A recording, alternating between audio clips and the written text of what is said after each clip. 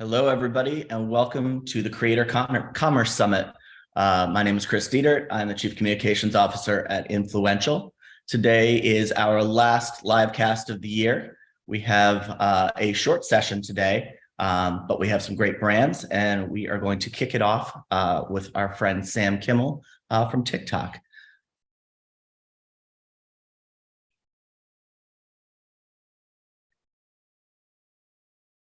And moderating is our very own Kristen Dolan. Hey, Sam. Hey, Sam. Hello. How are you?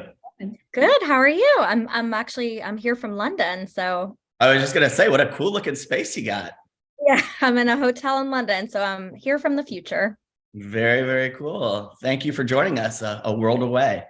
Yeah, thanks for having me. Always good to see you guys. Absolutely. And hey, Kristen, how are you? Hey, Chris, doing well. How are you? Doing well. All right, I'll let you two take it away. All right, thanks. Hey, Sam, so good to see you. And thanks for making the time difference work. I really appreciate it. Sure. Yeah, it's so funny. It's end of day here, but obviously much earlier in the States. So it's like the middle of the workday. Between you, me, and Chris, I think we have the globe covered with We New do. York, London, and LA. Oh, too funny. Yeah, well, I'm so excited that we get to do this today. I'm excited to just jump in. So if you don't mind, I will start off by asking, what's unique about TikTok?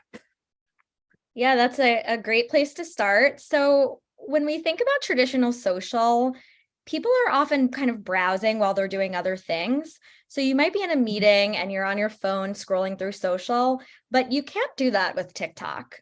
TikTok has obviously sound as one of the core components. So if you were in a meeting or, on a plane or something without headphones on and you were just trying to like browse TikTok, everybody around you would know what you were doing. So because of that, we say that people are browsing social, but they're watching TikTok. So TikTok really isn't a traditional social platform. It's much more of an entertainment platform. I know at the recent Advertising Week event in New York, I think it was Emily Ratajkowski referred to TikTok as competing now more with like a Netflix or a Hulu than social.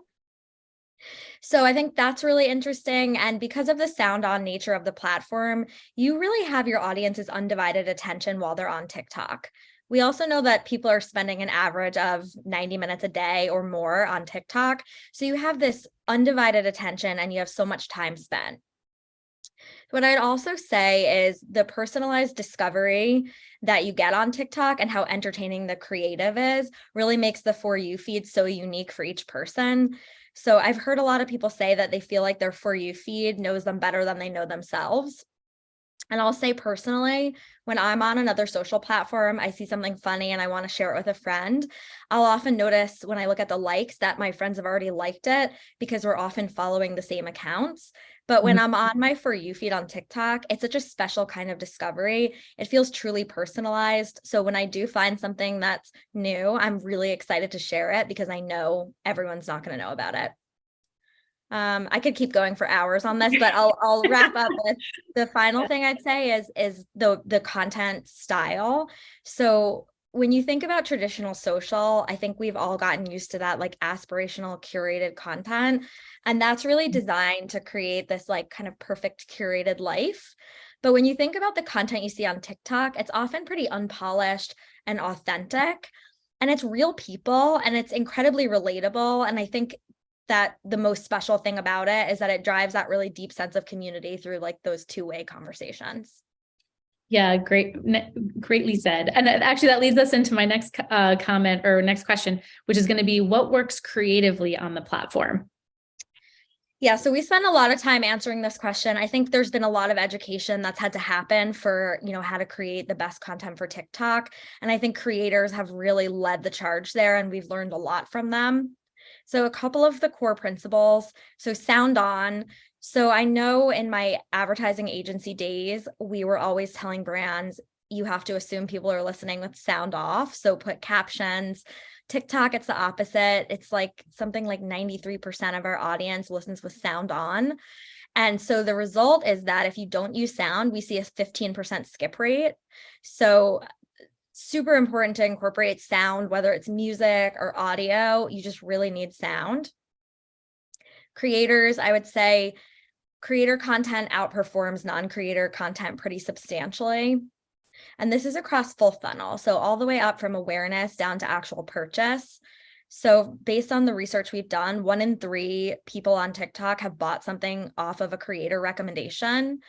And I've heard people describe creators as like one person that you're hiring that fills so many roles. They're the creative director, the community manager, and the platform expert all in one. So it's kind of a good deal.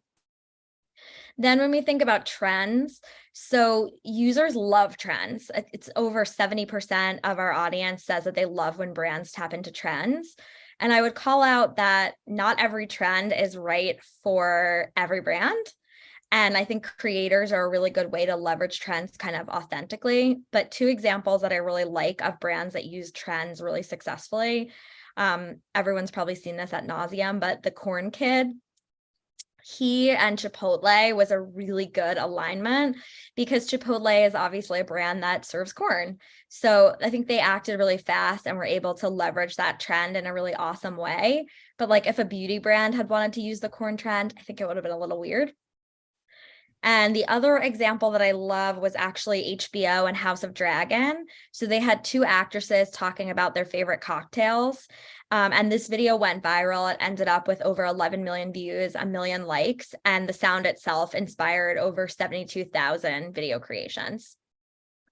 There's, again, a lot more I could say here, but I would say the last 2 things, always be vertical, always mobile first. So we know that when you create custom for TikTok, you see longer view times, higher engagement rates versus repurposed content.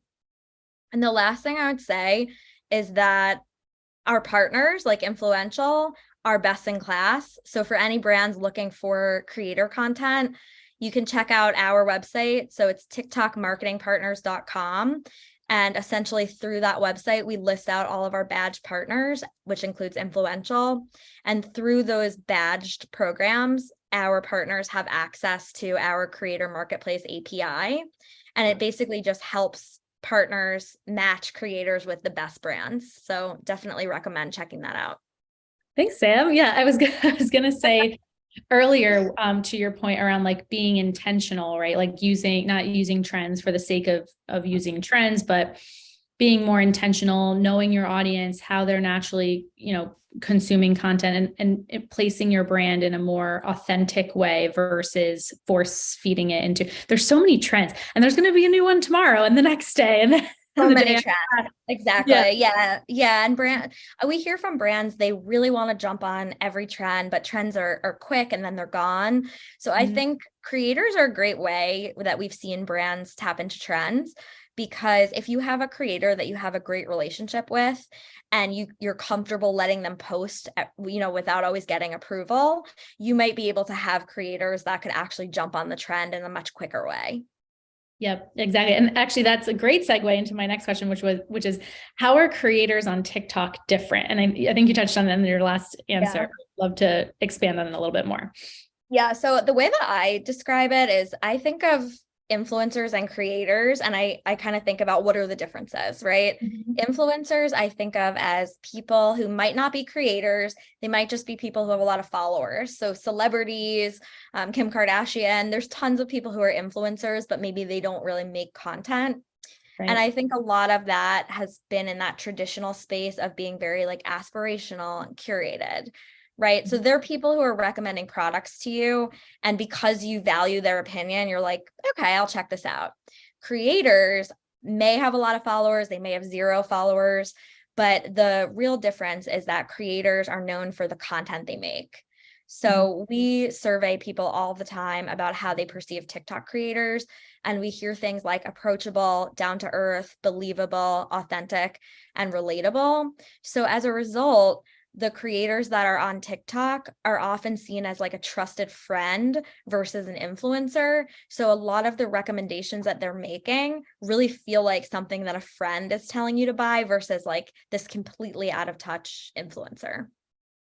Yeah, we see that as well on campaigns. It's, I think the theory is called a mimetic theory, where it's this intermediary in between the brand and the consumer. And people are more, it's definitely data backed, but there's more science behind people more willing to trust a friend's recommendation than something coming directly from the brand itself. And we see that come to fruition on our campaigns all the time. And even with brands, when we consult with our brands on their creator initiatives, we really say, think about a long-term partnership versus just like these one-off types of creator campaigns, because longer term partnerships with creators, they not only help build that association between creator and brand, but it also helps almost essentially to have an extension of the team, because they essentially know the product, they know your reasons to believe, they can effectively communicate that in their authentically creative way.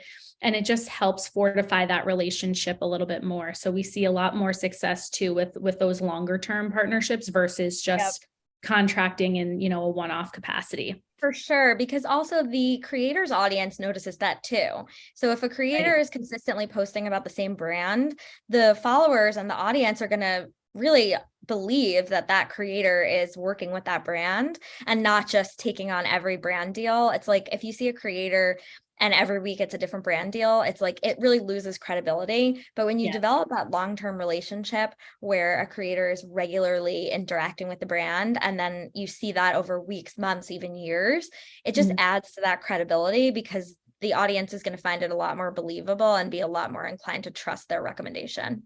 Yeah, absolutely. And so as the creator economy continues to boom, what trends are you starting to see emerge across TikTok? Yeah, so I think I've mentioned a few of them, but I'll just reiterate because they are so important. But really, when you think about just how our creators are perceived, so things like down to earth, relatable, easygoing, friendly, honest, and sincere, that is something that is so new to the space. And we know that the trust and relatability, so over 75% of our audience says creator videos are believable, and almost 70% say creators feel approachable. So what's really cool about that is that we're seeing that translate to both participation. So this one I think is amazing. Over 60% of TikTok users have made a video off of something they saw a creator do. So a trend that's out there, a personal trend that I am constantly seeing, is one thing about me. So I'm sure you've seen that one out there. People see trends from creators and then they recreate them. So there's this awesome participation element. And then super important when it comes to actual purchases, over 1/3 of our audience, and that's just what we know of, has made a purchase off of a creator recommendation. And I'm sure you know the TikTok made me buy it hashtag. It has, every week it goes up by a couple billion. I think this week it's at over 28 billion video views against that hashtag. Wow. And I've actually heard from a lot of people, when they want something to buy and they don't know what they want, they will go on TikTok and search TikTok made me buy it and see what other people are buying so that they're inspired to purchase. So I'd say just fascinating to see how much participation is coming out of the creator universe, and then B, how much it's driving business results. I think that trustworthy content coming from a creator is making such an impact versus the very traditional like hard sell ad approach that we were so used to. So I'd say those are like the core ways that creators are really driving phenomenal impact on TikTok. Yeah, I think I've done that. I've gone onto the hashtag to see.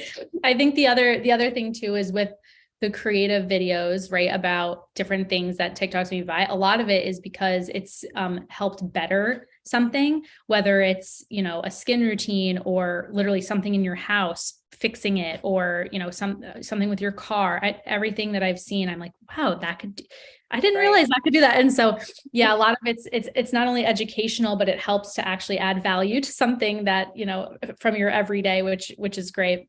Right. Yep. And so we're seeing some creators starting to build their own products in brick and mortar locations. So do you see this as an opportunity for brands to get involved? Yeah, so we love this. We talk about this all the time internally. And I think it goes back to actually the point you made earlier around building that real partnership versus like one-offs.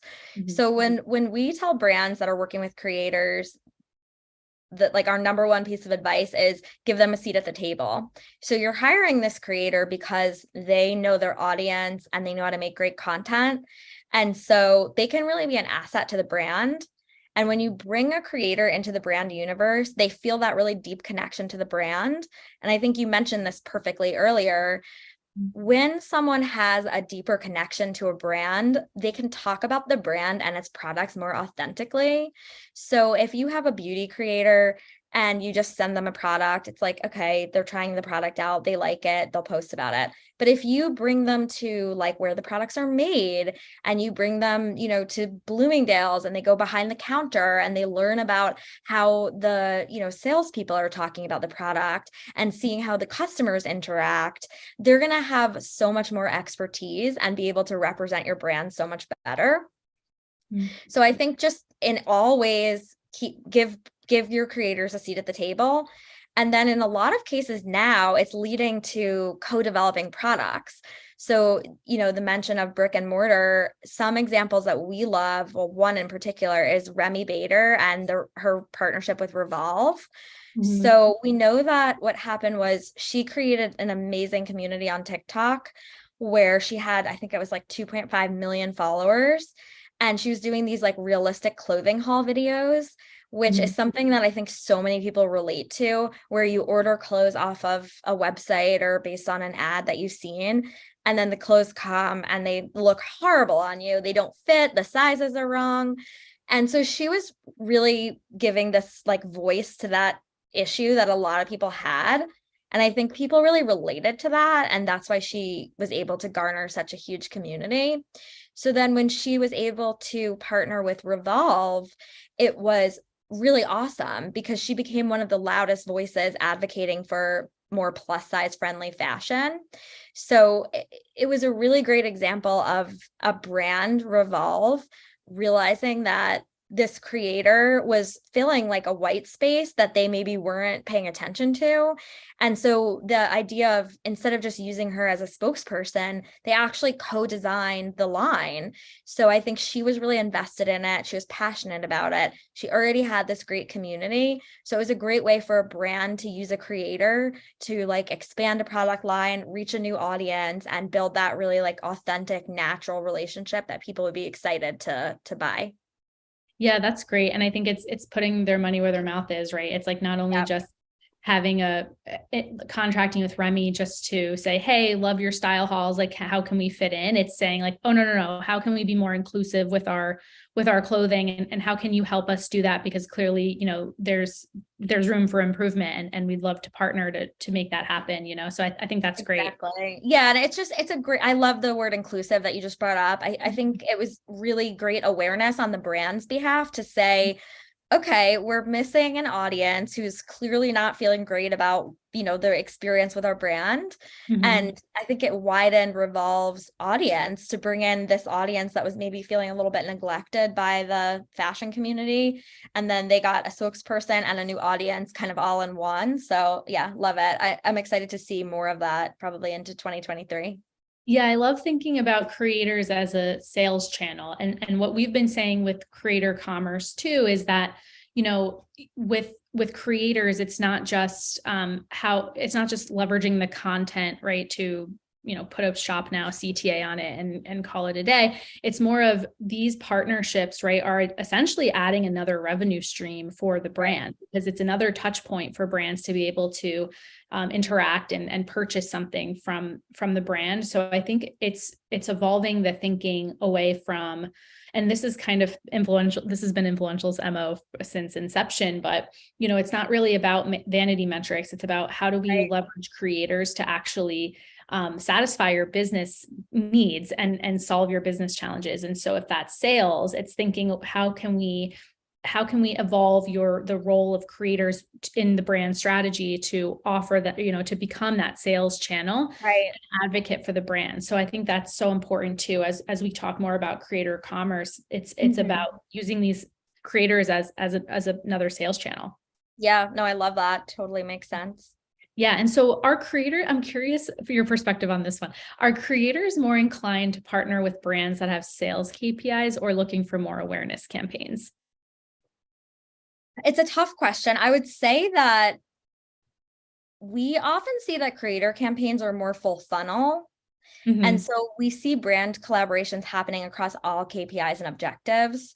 So when we look at the impact of creators on TikTok for brands, we see all kinds of amazing lifts. So from the upper funnel perspective, we'll see like higher 6-second view through rates, 83% higher engagement rate, higher Mhm. ad recall. We're seeing on average that videos with creators in them have 3-second longer watch times. So when you're thinking about that upper funnel, it's like a lot of those metrics, the engagement are really showing that there's more. Mhm. And then we also know that when we do a ton of research on what's working, both with creators and then just any standard brand content.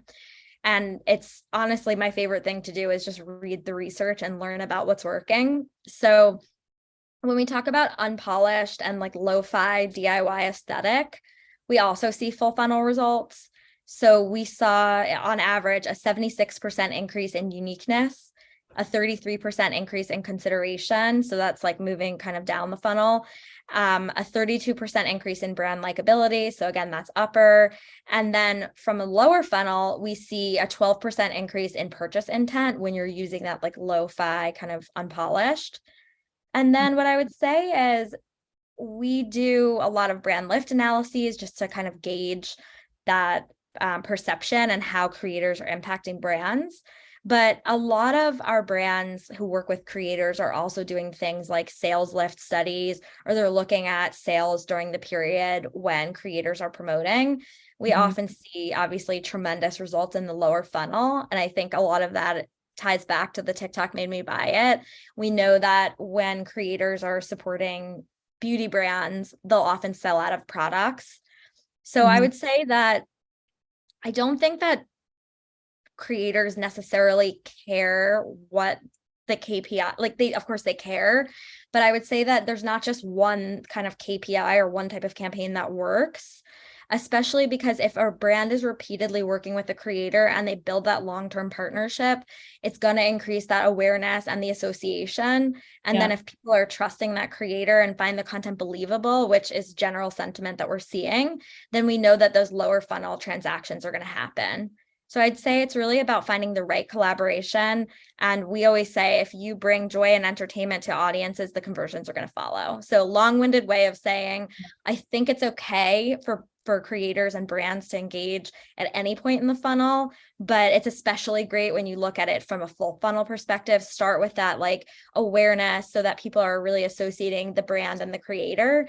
And then Mhm. over time, really get to that point where when you are promoting products from the brand, it's authentic and believable, and your audience, is already convinced, so they'll be more likely to convert. Yeah, well said.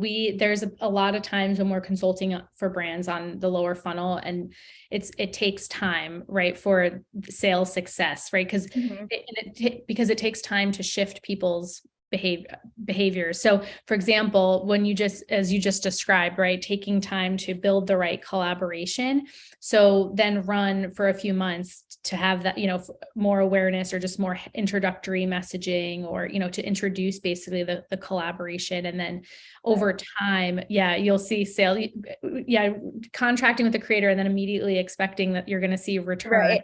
It's it's not it's realistic. yeah, it's just like anything, right? It's just like any medium, right? It's like if the more that you only focus on one thing is the quicker you're Right. going to hit diminishing returns. So when we consult our clients, we say you should always be running full funnel, because Right. otherwise, you're going to stifle your growth by only focusing on in one area. That pool is already really small to begin with, and you want to make sure that Right. you're doing it in a healthy way. Totally agree. And I think even if Yeah. we think back to like the Revolve example, if Yeah. you think of creators as a way to reach new audiences, you have to first start with that upper funnel piece. If there's not that Yeah. awareness and that understanding, then you're not going to get that conversion. So, and I think you're spot on with that. If brands expect, like, I hired a creator, why aren't sales changing overnight? It's Yeah. Yeah, it takes time. And I think there's a lot of research that shows that you need repeat exposures. I'm sure you talk about this a lot with your clients, but it's not just like you see the ad once and then you make the purchase. You've got to see that ad many times and then you start thinking about it. And maybe you come back later and then you make the purchase, but it's like that constant exposure. And the more that you see that partnership in front of you, I think you're more likely to convert, and it takes time. Yeah, and with the right collaboration too, like for example, I follow Remy on TikTok, and I love her videos. And when she did enter into that Revolve partnership, I didn't notice that first. I saw Remy in the video first, and I was like, oh, it's Remy. And then then that's what made me stay. Right. And then as I was, listening more to the video, and it didn't even, I actually didn't even realize as a marketer, didn't even realize that it was like an ad or a paid ad at the time. But yeah, until I looked at the caption, right, and That's saw the best, right? When you see the hashtag and you're like, oh my God, I thought that was good. Yeah, that's how you know it's good. But no, it's the creator more often than not that will get people to stop scrolling, right? And so when you think about, especially on TikTok, I can't even imagine how many, if you want to translate it into feet of content, like from scrolling like a day people have on TikTok. I mean, like that's gotta be wild number. But thinking about, right, the nature of how people are naturally consuming content on TikTok, just scrolling, what will make people stop the scroll? It's more often than not seeing one of the creators or friends that they follow, right? And so that's really well said. And so actually, speaking of that, I wanted to talk about, how is TikTok supporting the creators' needs for education around how to work with brands? Yeah, that's a great question. We are so leaned into this because we know that it's a new space and brands and creators all need education. So I would say one of the core ways that we support creators is through partners, so like Influential. So through our TikTok Marketing Partners Badge program, our team, my team in particular, works really collaboratively with our partners. And the goal is to make sure that we're arming you guys with the best information. So we're always working on developing new training materials. We recently started a webinar series. So our partner marketing team, led by someone fantastic on my team named Bronzy, we're bringing in guest speakers, and we're doing like a monthly or quarterly webinar where we're giving our partners exclusive access to internal people at TikTok who are best in class in certain areas. So I think that's one thing. It's just access and training. I recently learned about our creative center, which I actually learned about on that webinar. And for anyone who hasn't been to the TikTok Creative Center, I would highly recommend checking it out. Within the center, there are all of these great resources like trends and top performing ads. And this is available to everyone. And it's an amazing opportunity to just see what's working and what's trending on TikTok right now. And then the other thing I'd say actually is brand admission. So I think you guys are familiar, but we recently launched brand admission as an awesome way for brands to tap into creators. So through the brand admission, basically brands will put a call to action out, and then creators can submit videos for brands to choose from. And then if they find one that they like and they want to add paid media behind it, then the creator gets paid. So that's an awesome way for brands to kind of figure out really what's going to work for them. So they get all this amazing crowdsourced content, and it's an opportunity to introduce creators to brands. We know that there are a lot of people out there who are already passionate about a brand, and we know that they can be a great advocate, but it's not always the easiest for them to kind of find each other. So through things like the brand admission, it's a great way for us to help make those connections and really kind of foster that collaboration and education between brands and creators. Yeah, that's great. And shout out to Bronzy. We appreciate all you do. And so how should brands think about utilizing creators as a means to reach the right consumers to purchase their product? Yep. So I'm going to give you guys another shout out again. So through partners like Influential, one of the most amazing things you guys have access to is our API, our TikTok Creator Marketplace API. So what that gives you guys access to, and the small group of partners that are in our badge program access to, is deeper insights around a creator's engaged audience. So I think you made a great point earlier about vanity metrics. So if you're not plugged into our API and you're just looking at the creators' metrics on TikTok natively, you're going to see things like, how many followers they have. And we know that that's not ultimately what's most important on TikTok. It's really about who's engaging with their content. So through the TTCM API, you guys have access to that information. The people that are following a creator may be very different from the people that are engaging with their content. So an example I love, which I know is actually also an influential customer, is Elf. I mention Elf a lot because I think they really do an amazing job. But I know that they leveraged gaming creators to reach new audiences on TikTok. And I thought what was really interesting about that was the people that they chose were gamers, but they're also women, and they also buy beauty products. And we know that there's a strong gaming community that is also overlapping with beauty. So that's the kind of thing that you might not have thought of kind of naturally. But I would say through the API, you guys are able to really understand the nuances to each individual and identify the creators that may be overlooked by a traditional beauty brand, but actually there is a really great opportunity to reach a new audience. Yeah, that's great. I think all audiences, right, are multifaceted. And I think for someone like Elf, right, they understand that we think of audiences almost like, concentric circles. So it's like, okay, there's this gaming audience, but then there's also, they also have these affinities, or they also, play this sport or do this on the side, or, shop here and like to watch this type of content on, Hulu, Netflix, et cetera. So it's interesting when we pull those types of market intelligence reports too, because we're thinking through, okay, of the people who are purchasing this product, or thinking of it from the brand side too, right? And then marrying it up with the creator insights, it's really, it makes the campaign that much stronger, because you're truly dealing with like high propensity audiences at that point with your marketing. And yeah, and I think it's like especially hard to find the exact right creators on TikTok because of how like multidimensional each creator is, and just each person that you're following on TikTok or seeing video content from, it's so different.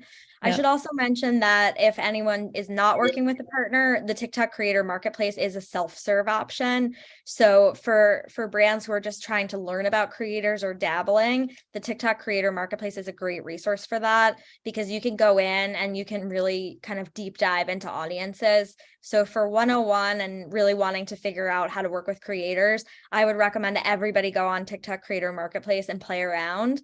And then if you want that extra support, Influential and our other badge partners are amazing resources, because they are experts on the creator marketplace and can help find like all the best in class creators.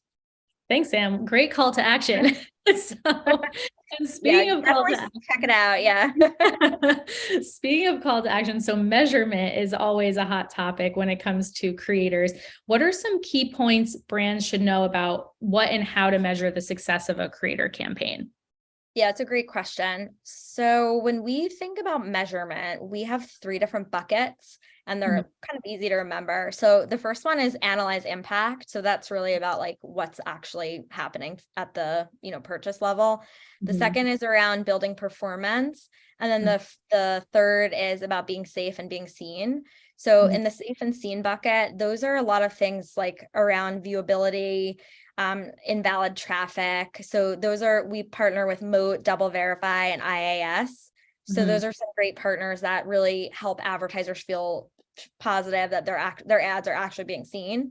Yep. And then brand safety is huge for us. We invest so much in this area.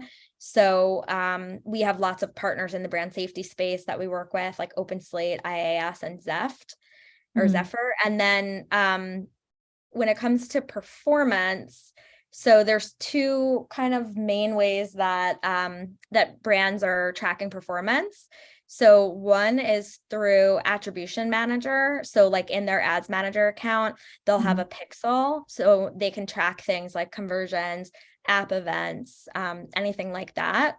And then the second thing that brands often do for performance measurement is studies. So brand lift studies, they can do in-store studies, sales lift studies, and media mix modeling. So we have tons of different partners, like all platforms to measure all of those types of things. And then when we talk about the creator marketplace measurement, so a couple of things that we recently announced around campaign reporting.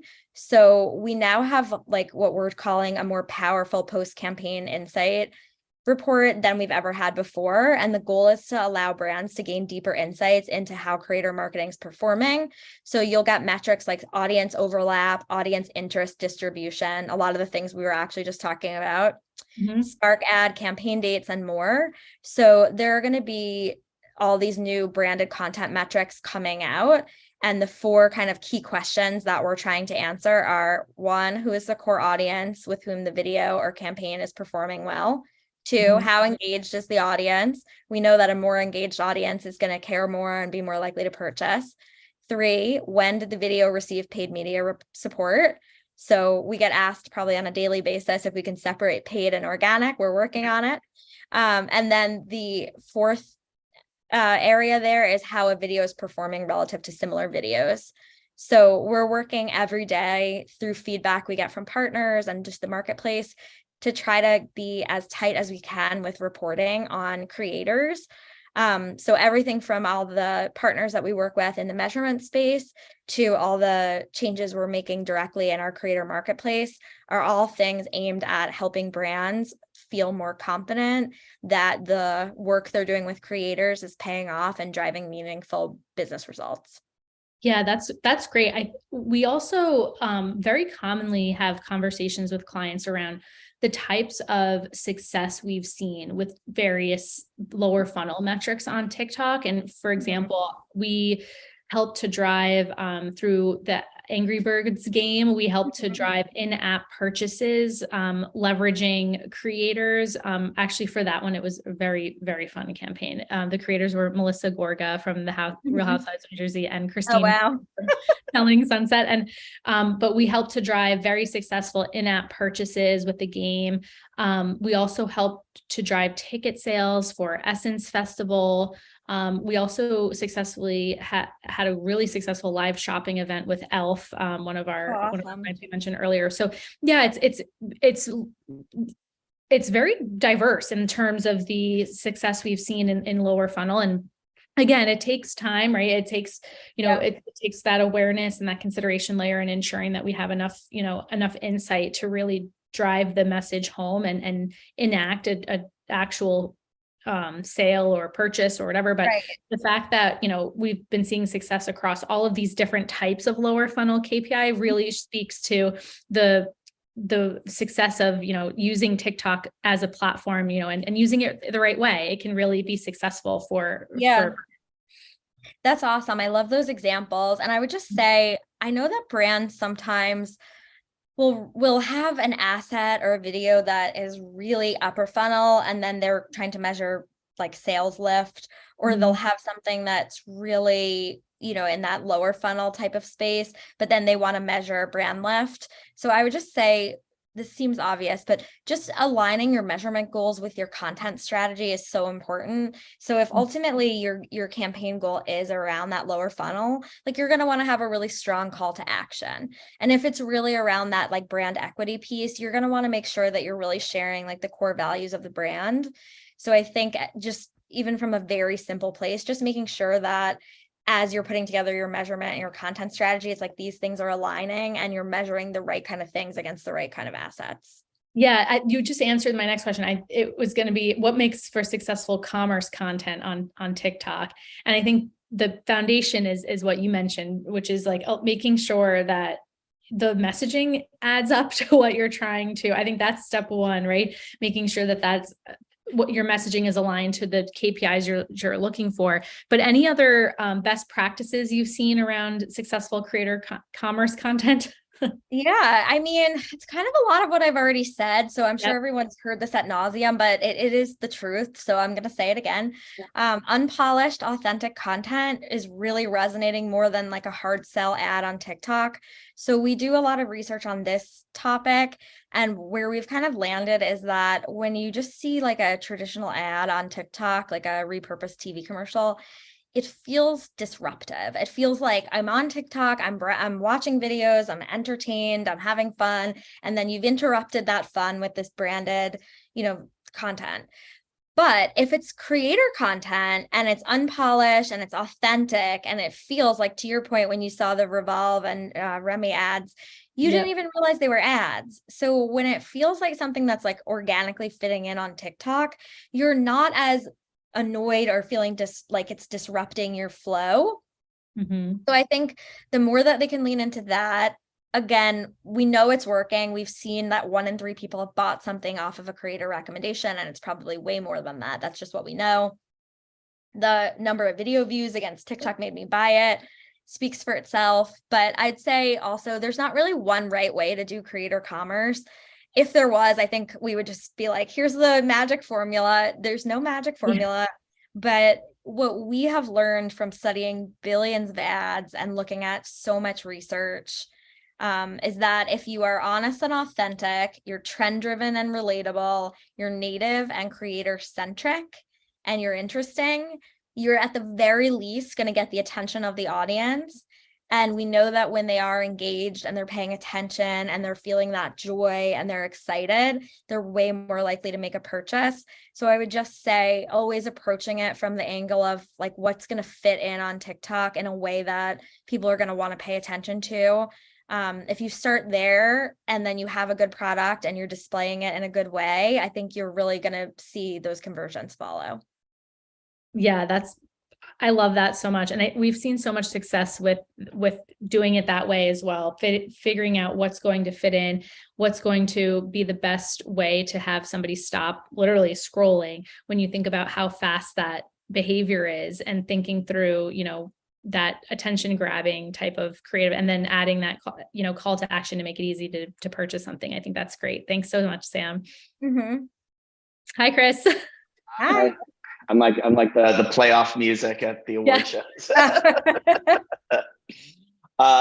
Great session, guys. That was so awesome. I love the elf call out. Corey Marchesotto, their CMO, is a very good friend of mine, so I'm going to tell her that you were talking about her on our live cast. That's awesome. It's the best. I love the elf content. I think it's just like such a great example of how they became such like an amazing brand for Gen Z through their awesome creator work. Yeah, no, everything they do is so cutting edge, and definitely no exception when it comes to their TikTok. Mm-hmm. Cool. Well, thank you guys so much. A special thank you with you being all the way over in Europe. Hope that you have a great trip. Thank you. Thanks, guys. Bye, guys. Bye. All right. So we're moving on to the next session. We have Matt Suika, executive producer, digital and social program director at the Martin Agency. And this session will be moderated by Tiffany Pettit, our director of strategic partnerships at Influential. Hello. Hey. Hello. How's it going? Good. How are you? Good. I got you guys on a couple minutes late, so I'll let you guys go ahead and dive in. Have a good session. Thanks, Chris. Thanks, Chris. Hey, Matt. How's it going? Good. How are you? I'm doing well. I'm on your coast this time, so the timing is perfect. Typically, it's a little bit earlier, so I'm fully into the day. We are here and ready. It's awesome. Nice. Very cool. Okay, awesome. So I'd love to kick this off. We're going to kind of dive into a little bit of everything. I know your time at the Martin Agency has had you wear a couple different hats and definitely touch a few different projects. So I'd love to just kick it off by having you share a little bit about where your background kind of falls and what are some of the responsibilities that you're handling right now at the agency.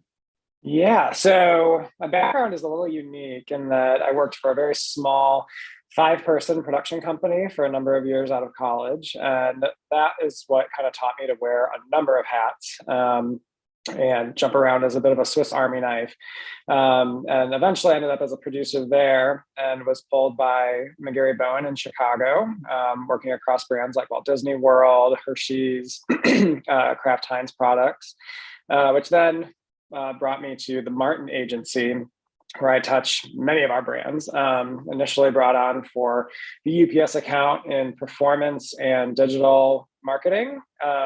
And UPS has kind of opened the door to a lot of different types of work and different things that I handle. And so now I oversee, well, I had previously overseen much of our digital production and what we were doing in our company Superjoy, and helped build the digital and social team there. Got that into a good spot and handed it over to another producer who now runs that team. And then I'm helping build out our larger social capability in the agency alongside our head of social. And so it's really exciting, and it's also interesting. I feel like people in the digital social space, it's just an ever evolving, ever changing place to be. And that's what excites me. I enjoy that. Having previously done only banner ads as a digital producer to now running all sorts of different campaigns and experiential and influencer marketing campaigns. So it's a lot of fun. Yeah, I love that. It makes me think a little bit more about, like, I know digital is a portion of what you do, but it can really run the gamut, whether you're doing things on the ground. I mean, you're very event active, I want to say, across many different partners that you guys have. So from a creative lens, obviously, like, where do you start? I imagine, there's like full team, there's color involved, there's whiteboards, but I know we also live in like a remote world. So how does it start? How do ideas where do they stem from, and what does that process look like creatively for you? Yeah, I think what's interesting when looking at the creative process, you can kind of look back and think through to make a broadcast spot or a TV commercial, it's your traditional creative team. You have your art director, your copywriter, everyone's kind of ideating and just they're throwing ideas at the wall and presenting those ideas to clients to go out and then make the thing. And that looks so different now. You might have art directors and copywriters, but then they might be teamed up with producers and creators and different marketing managers and things to make sure that everyone's in the room and has a voice to help in that creative process. And so, at the Martin Agency, we look at it from the standpoint of how can we make the best impact for our client. We know that, when you impact culture, you impact sales. And so from that, you need a lot of people in the room. It's not only the creatives that are ideating. It's a lot of the times it might be, kind of what you described, where it's just like a few people, like, they're getting down and they're thinking through ideas. And that is, I think, a lot of the case, depending on what's happening. But with these larger campaigns that have so many different deliverable types, I mean, was it 20 years ago that it was just a few spots that you were delivering, and now it's a few spots plus, how many social posts, how many digital assets, managing full influencer campaigns, and looking at the full funnel to make sure that everything's covered for our client. That takes a lot of different people, and we would say that everyone in the room has a creative voice, right? So if I'm in the room, then I have a voice to help impact that creative and say what I think might help in market, depending on what we go with. I think that's really cool, because we've had the awesome opportunity to have partnered on a couple different projects. And what's different with working with Martin is that these ideas are so fun. I mean, I think it takes us back to, the reason why we love social marketing, social media marketing, working with influencers, because you can really just have fun. At the end of the day, we might not be curing cancer or anything like that. But we're living in a world where I think creative possibilities are endless. And so you guys come to the table with these awesome ideas, and it's way more involved than just your typical, creator, hold this lipstick and then get them to purchase, et cetera, like that. So I want to talk a little bit about creators. And I know that in talent as a whole, I know you've worked with them at different levels, whether you're thinking about celebrity talent you've plugged or smaller influencers. Give us a little bit about, give us a little insight on the way in which you've worked with them and the buckets that they filled. for you guys on different parts? Yeah, I think what's really great about creators, excuse me, in general is that they can really impact every level of the funnel, the marketing funnel. And so when we're looking at utilizing creators, it's like, well, yeah, could we get a big celebrity to fulfill the top of the funnel? Well, sure.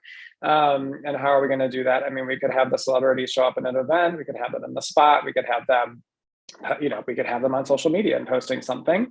And that's common too. Or we can get a whole bunch of medium to, micro influencers and have them show up in that way as well. And then through the funnel, I mean, they're then driving that conversion and they're driving that impact for the campaign. And so I think a lot of times that when we're looking at utilizing creators and influencers, we're saying, well, what is it, what's the end result? What's the KPI that we're trying to hit for this particular client on this particular campaign? And how are we going to best do that?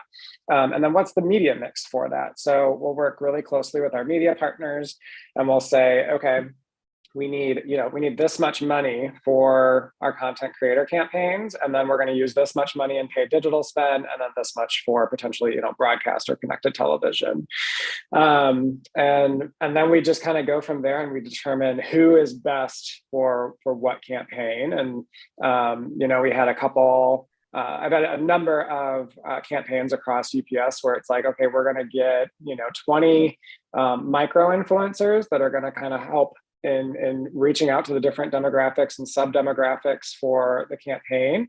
And then we're going to get, one more medium level who's going to kind of round things out, or maybe a couple medium levels who are going to round things out.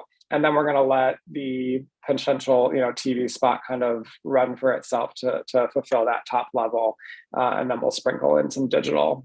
So yeah, I think that we try and approach our marketing campaigns as, recognizing that it's not a one size fits all. We want to actually fit the campaign to the client and what the client's looking to achieve. And also be thought leaders in that room and say, well, we think that you need to do this to get this result. Yeah, I love that. I love those examples too. And I want to get into more if you have other examples with specific partners where it's definitely multi-channel in nature, but I want to back up and talk a little bit about some of the research that you might do, because obviously to like creative that's backed by insights that are real, whether it's like cultural insights or, really hard and fast social or digital insights, I'm sure that's fueled a lot of the creative process and like brainstorming and, across your campaign. So like, what does that research portion look like? And what kind of insights are important to you?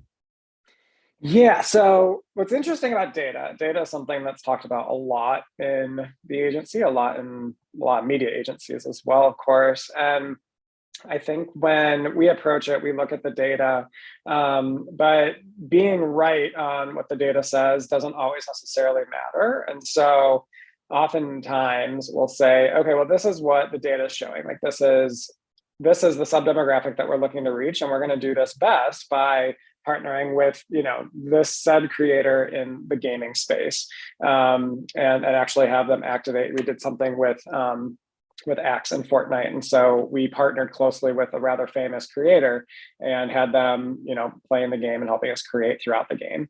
And so that was the right choice. We saw the data, we saw his data and said, okay, this makes a lot of sense for who we're trying to reach. And the reach was, exactly what we were hoping for. And so I think the data is really important when you're looking to choose creators for the campaign, because we want to make sure that, their following is who we're looking to reach.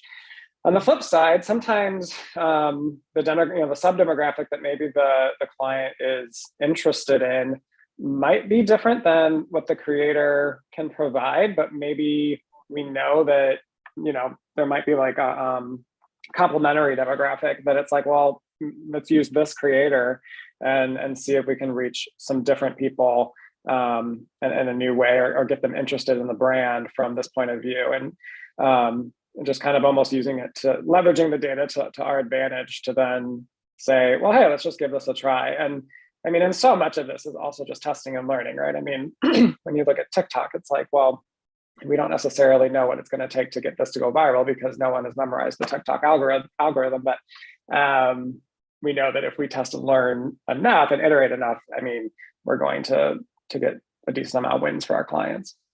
I was just going to say that you guys have such an appetite to just like try it and see, you know, like really lead with your gut, which hasn't always been a place to or a space to play in for a lot of like advertisers out there. You know, it's very much so like, let's go with what works. Let's go with stick to the rules. But that's why I'm like, it's so much fun to see the work that you guys are putting out there. Because some of it that does pop off might have been just a test, you know, you're really trying to see like what would actually work. So do you have any examples of some fun projects that you've worked on or things that you're particularly proud of, maybe things that maybe more challenging if you want to be a little bit discreet? I have a few. So one that I'm really proud of still. So, I mean, we all remember when we went into the lockdowns, and it was just kind of a time of like, well, what are we going to do? And everyone thought the world was going to come back to normal in 2 weeks. And same, we were all like, okay, we'll see you in 2 weeks.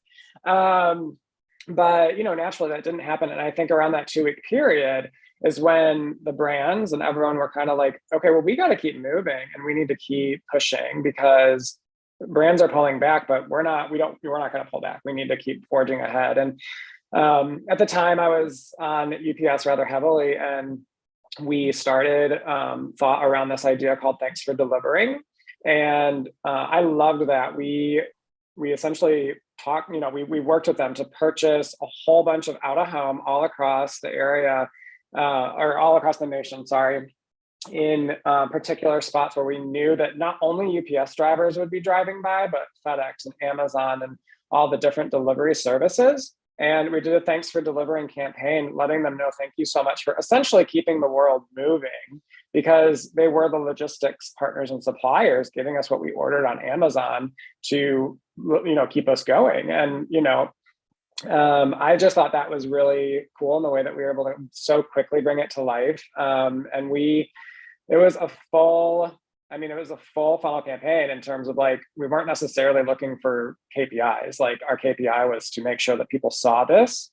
So I guess it would be brand awareness, but it wasn't even brand awareness. It was just like, we wanted to just say thank you. Like, and I think that was really cool because there wasn't really a monetary tie-in to make sure that we got eyes on ourselves. It was more so, well, how can we make sure that we're saying thank you to you all on a regular basis and that you're seeing that, because we knew that they were working crazy long days and that it was hard. And then we kept it going utilizing creator marketing, and we activated quite a few micro level influencers. And then we partnered with Elaine Welteroth and some other more medium level and really started to activate. And then that actually tied into the next set of campaigns that we still do for UPS now that I absolutely love. And we call them our Proudly Unstoppable campaigns. And for these, we also build out a full, you know, it's a full campaign, and these ones do have set KPIs for them. But they're all in recognition of these small businesses and the small businesses specifically using UPS and what UPS can do for them in the different, demographic markets. So that like in February, we do the African-American small businesses. We'll do the Latina small businesses in the fall. We'll do women's small businesses, LGBTQ in June. And then we partner with them and we give out grants to, depending on the spend, we'll give out grants to the small businesses. And then we'll also make a donation as well. And I think that's just really cool because it's a company, you know, essentially putting their money where their mouth is, where it's like, no, we do care for you and we do want to partner with you. And then on the flip side, from our standpoint as an agency, I mean, that's an idea that we came up with and that we pushed and that we're able to then utilize and continue getting out there. I mean, all of these have huge components of, you know, we'll make a spot, we'll make tons of digital deliverables, websites, and then we come up with fun activation ideas. We made a lens for the Latina one last year that was super cool. And then they all have a level of, you know, creators and influencers that are part of the campaign as well. And what we're really trying to do is make sure that those creators and influencers are also the small business owners, so that it all ties in together. So Those two campaigns are some of my favorite. I could get into some difficult campaigns. But I love that you mentioned, I mean, that's something we saw a lot of brands kind of trying to lean into doing more than just another ad campaign, more than just another marketing campaign, and try to really tell a story during COVID. And we see it even more now, and having some sort of, social impact, some human impact, I'll even add, across these efforts. So it's great to hear that that's something that you guys have done really well. And I'm sure that continues to fuel a lot of the upcoming work that you do, because, as consumers, I think we're far from the days of just accepting things that are tone deaf, for example, and really trying to, we're complex in what we want to consume and, the behaviors we want to take after consuming such content. So I don't know, I think you guys are really thoughtful with that. So that's a good example. Do you try to, involve some sort of social or cultural moment across every campaign? What do those conversations look like with your brand partners? Is it always, super well received? Do they have ideas on their own and you guys come together, or what does that look like? It truly depends. And obviously, some of our partners are a little bit different than others. A lot of times, a client is coming to us for our thought leadership on their brand and how would we build out their brand for them that maybe they might not be thinking of.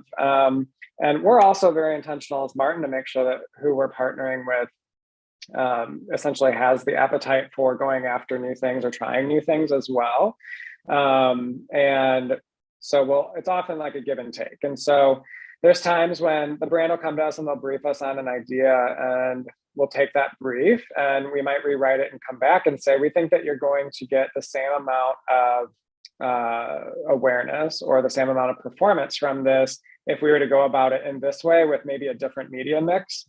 And what I think is really cool, specifically with Martin, is that, we really do team up really well with the client and also the media agency of record. And you don't always see that between a creative agency and the outside agencies. I mean, you'll often see it inside of a holding company where it's sure, one of our sister agencies, if they're also the media company, then in theory, we work a little bit better together.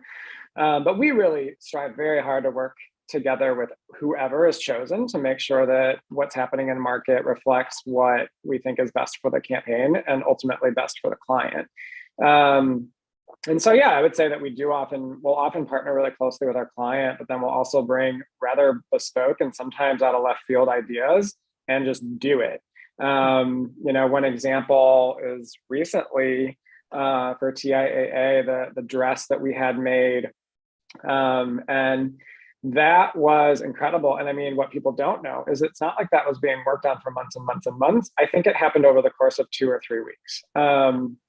And so that was an idea that we just very quickly came up with, and I can't take any credit for it. I'm not on TIA, but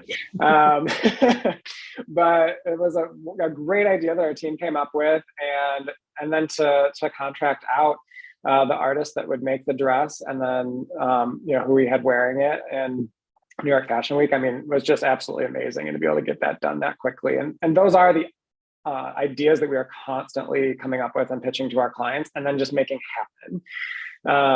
So in terms of internally as an agency, we do have a cultural outlook that is sent out every day. And that is handled by our Cultural Impact Lab. And someone is assigned, per day to just essentially go through what's happening in culture and send that out. And then for our social teams, social and cultural teams, they have daily digs, a 15-minute daily morning meeting that's just going through what makes the most sense for our team today to activate against and to respond on. And, that's how we're able to be reactive in culture and, not become stagnant. Because I think a lot of the things that we hear are, by the time the idea got to the client, and by the time the client said yes, the idea is gone, culture's moved on. And we love to partner with our clients to say, okay, do you trust us? And it's just okay, handshake. And then we're texting them okay, do you like this idea? Okay, cool, let's post. And it's posted in 48 hours or sometimes within the day. it depends on what it is. I think that's great to be able to have you share some of that transparency. 'Cause it just goes back to, how credible you guys have become as an agency. And it immediately brought me back to my days of being like a beauty editor and a journalist, where you have things that are changing hourly sometimes, it's like next beat. Granted, it's not hard and fast, news journalism, but sure, it's still news. Yeah, still news.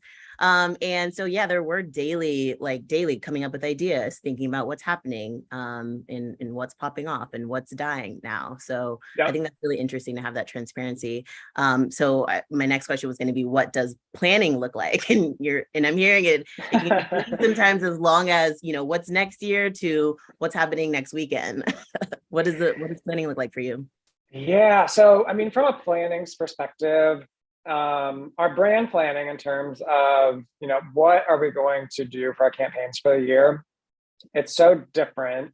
And still, I would say, I don't want to say it's traditional, because I still think our planners are not necessarily traditional. I think they're often coming up with new ways to brief something in or activate against it. But depending on the client, depending on the year, we might say, okay, well, we're going to have, these 3 projects against this one campaign that all include this mix of television versus digital versus out of home versus influencer and content creator campaigns.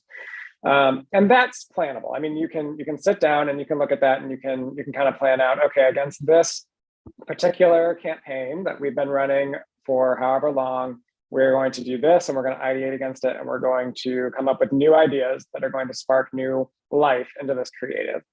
And then we have another set of planners, essentially, which we have purposefully sitting in the Cultural Impact Lab for our social and cultural teams. And so they're more so cultural and social first strategists, and they're the ones that are a part of basically writing these playbooks. And so we'll basically say, like, here's your playbook that we want this team to activate against, and here's all the different sub-demographics that we want to activate against. Here's some of the different ideas and channels that we're looking at that make sense. Here's some different partnerships that we kind of strive, we might strive to partner with, or just some different creators that we would say could be good for this brand. And then here's the tone of voice, and here's a general sense of the visuals, and go.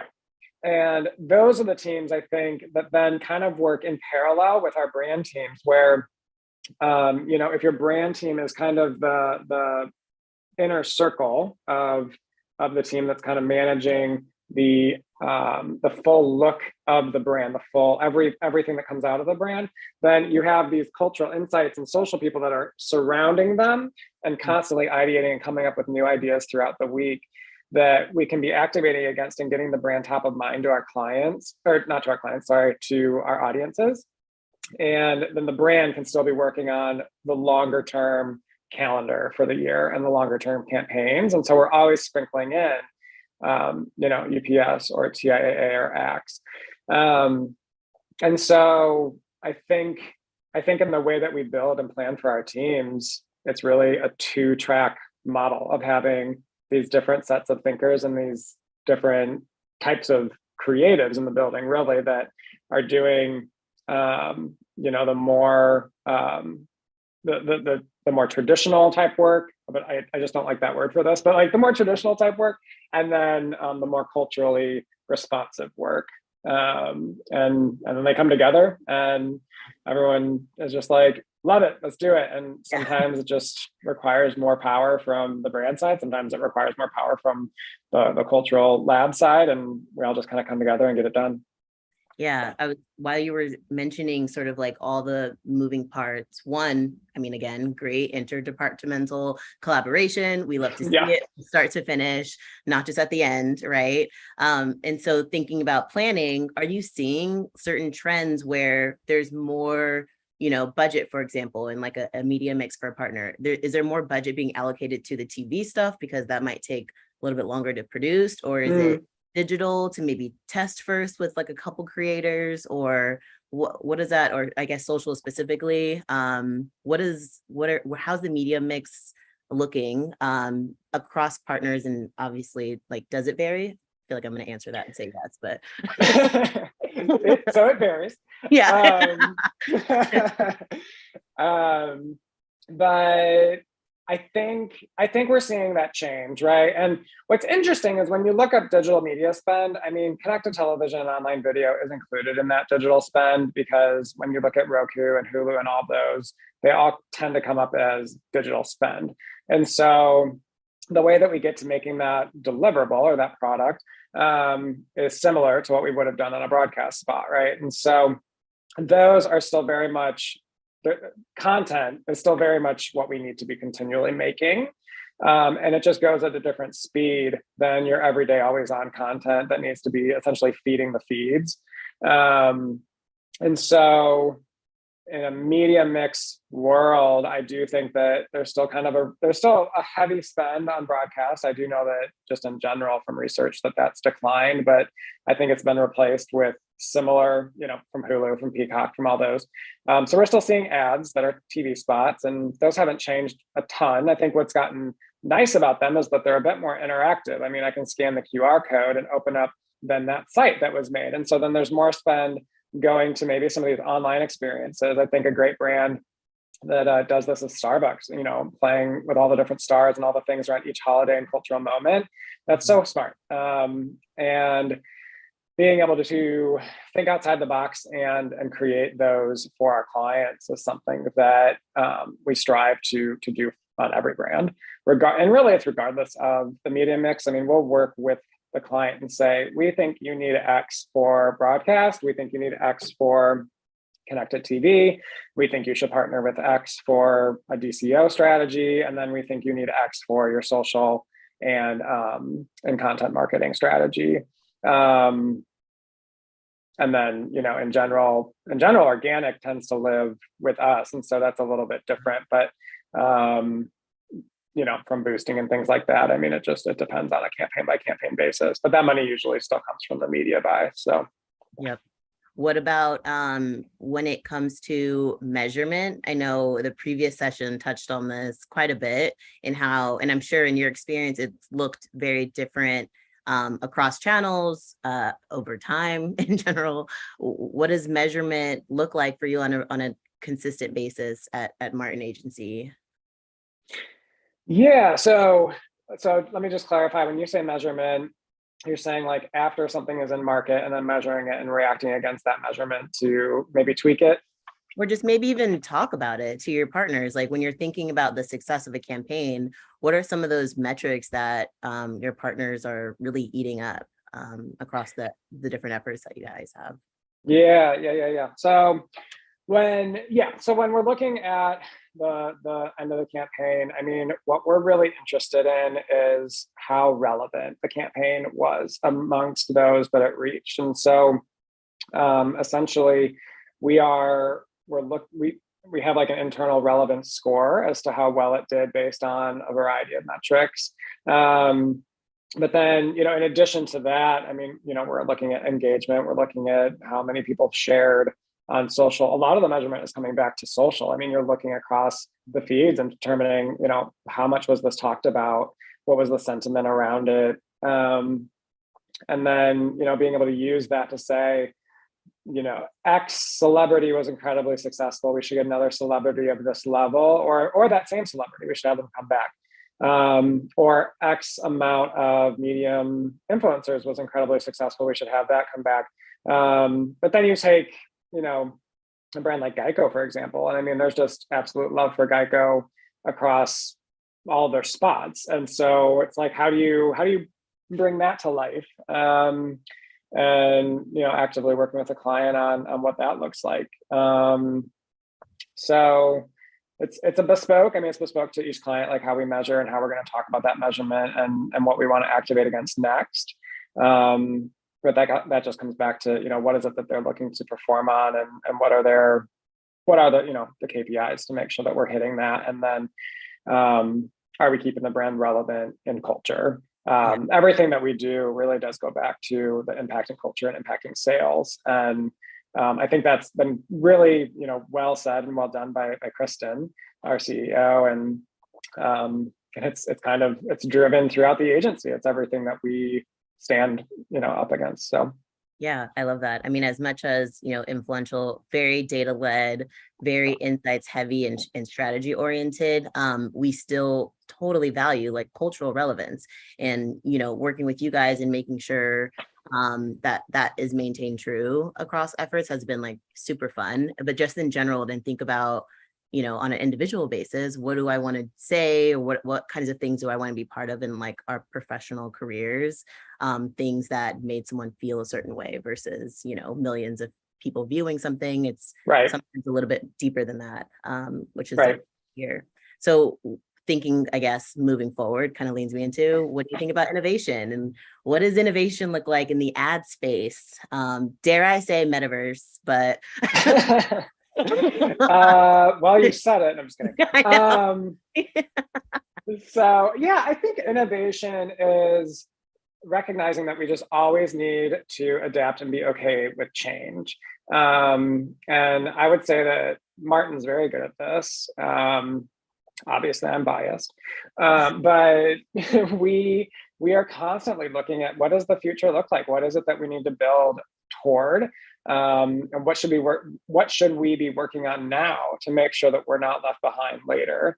And it's not so much that we're not left behind, but like we don't want our clients to get left behind in XYZ. And so, when the metaverse was really, on the news feed for every other article, we were definitely ideating against that and ideating like, how can we activate in the metaverse? What does that look like? And I mean, Web 3.0 is going to be totally different anyhow. And I don't think that we all really know what that's going to look like. I think there's been a lot of different theories and lots of talk around it. But one thing we do know is that it's going to be community-based. And so how can we build and foster that community? And what does that look like for our brands to do that? But then also, what's the appetite for that? Building and fostering community takes time and money. So do we want to do that now, or do we want to wait a little bit and foster community in a different way, on TikTok right now? And so, yeah, I think in terms of innovation, it's not necessarily, a shiny new product that we're building. I think it's just ever evolving and being okay with that change. And I know the people that, especially that we look for, are okay with the change. And then, having been a producer by trade, I mean, we know from day one, it's like, well, we're just going to make whatever it is happen. So you come up with that crazy idea and we'll figure it out. And, oftentimes we're able to, like the TIAA dress, we're oftentimes able to do the thing. And so I think it's having an appetite for change.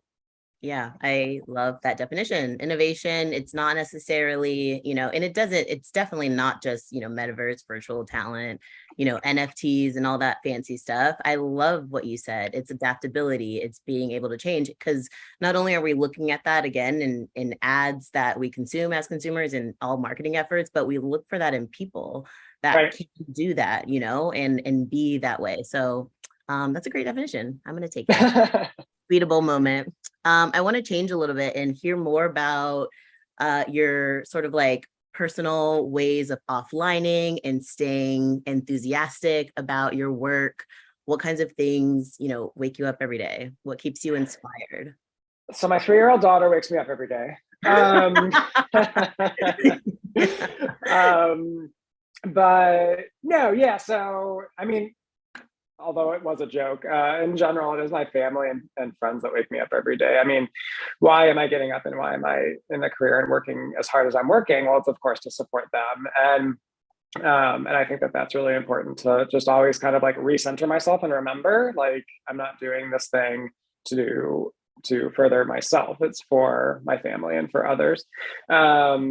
And then, in terms of like keeping me going, I love to read. But like when I say that, I don't mean I love to sit down and read a book with like coffee. I love to scroll and read the news and like the social feeds. I mean, I think that's a form of reading, and I think that's fair. But I'm just constantly staying up to date on, what's happening out in the world. Yeah, I call it research for sure. Yeah, Like yeah. my dedicated hour on TikTok is research. Yeah, it's part of your job. Like, Yeah. how are we supposed to stay up on these things if we aren't doing this? Which I guess goes back to why I love my job, because I love doing those things. Yeah. Yeah. Yeah, I share that same sentiment for sure. Digital has been like the only thing I knew for sure, like at the start of my career, and like things that like it's definitely what I considered to be always a part of the work. Yeah. So totally agree there. What about when it comes to advice? So what kind of advice have you gotten over the years? What kinds of advice would you offer to folks wanting to get into this space? Yeah. Yeah. So I think one piece of advice, which this is going to come off a little bit harsh at first. So then I'll clarify it real quick. But one piece of advice I got from a boss at McGarry was just not to ever assume that you're not the smartest person in the room. And I think what's interesting about that quote is that it's sometimes hard for me. It was hard for me as a person to believe that what I had to say was valuable in the room. In actuality, though, what I have to say is valuable. It's why I was hired. It's why I'm invited to the meeting. And so if my voice isn't valuable in the room, then there's no need for me to be in the room. And so I think remembering that quote, it's like, don't assume I'm not the smartest. Well, it doesn't mean that I am the smartest, but it means that I have something to contribute. And so a piece of advice that I would give people looking at advertising, or just looking at any career, is just recognizing that you were hired for a reason, and your voice in that room and your voice is likely different than the person sitting next to you or even your boss, and that is valuable, and that's why you're here. Yeah, I love that. It's definitely, I think I hear more often, especially, I don't know if it's since COVID, but I think a lot of people had some time to reflect over the years on, are they happy in their roles? If they're in a role that's potentially like unexpected or new for them, feeling what we call imposter syndrome. Yeah. That hindering a lot of people's potential as an individual, right? And so I feel like I'm a huge proponent, like we're here with like a total like set of gifts individually, and use those in different ways, whether it is professionally, whether it is at home and things like that. So that's really inspiring. Thank you for sharing. Yeah. I love that. I want to talk about what about recharging? So are you someone who you're working remotely, I assume, most of the time? Do you find yourself like 50-50? You find yourself closing your laptop like 5, 6 on the dot, or what do you do post work?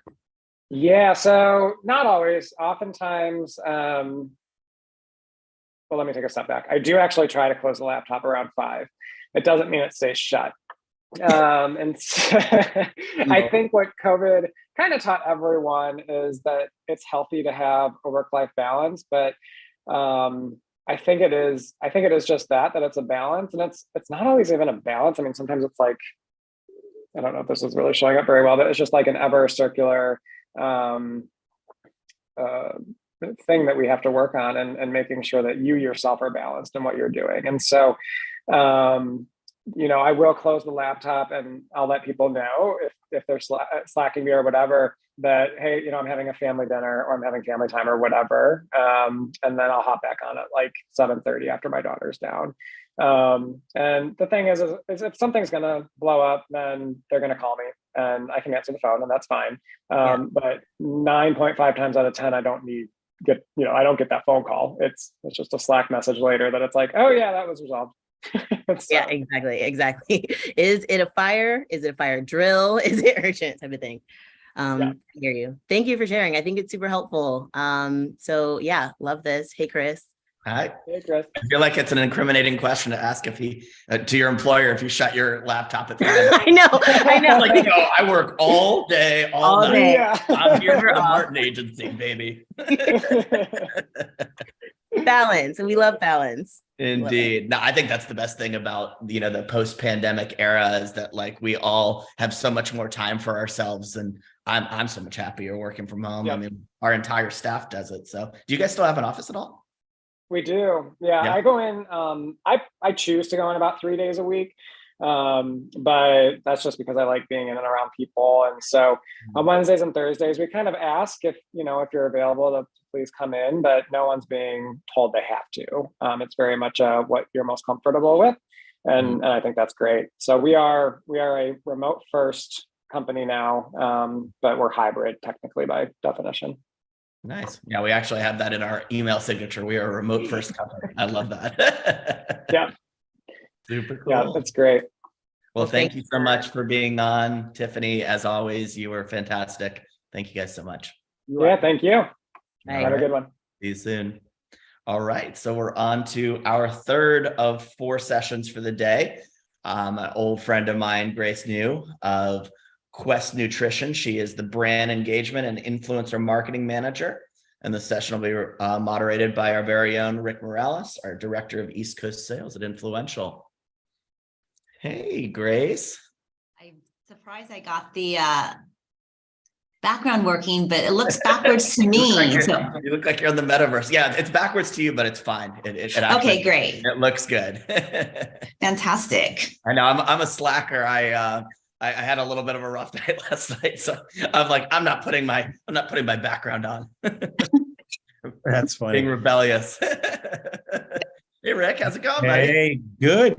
It's a great day here. I'm on the other coast, so it's a very nice day today, actually. So I'm feeling like LA vibes today. Very, very cool. Well, I had the other session go a couple minutes late, so I'm going to drop off and let you guys do your thing, but I'll talk to you after. Great. Good seeing you, Chris. You too, Grace. Bye. Thanks, Chris. Hey, hi there. Hi. I know it's afternoon for you, but it's morning for me. So I'm just going to say good day. Good day. Good day.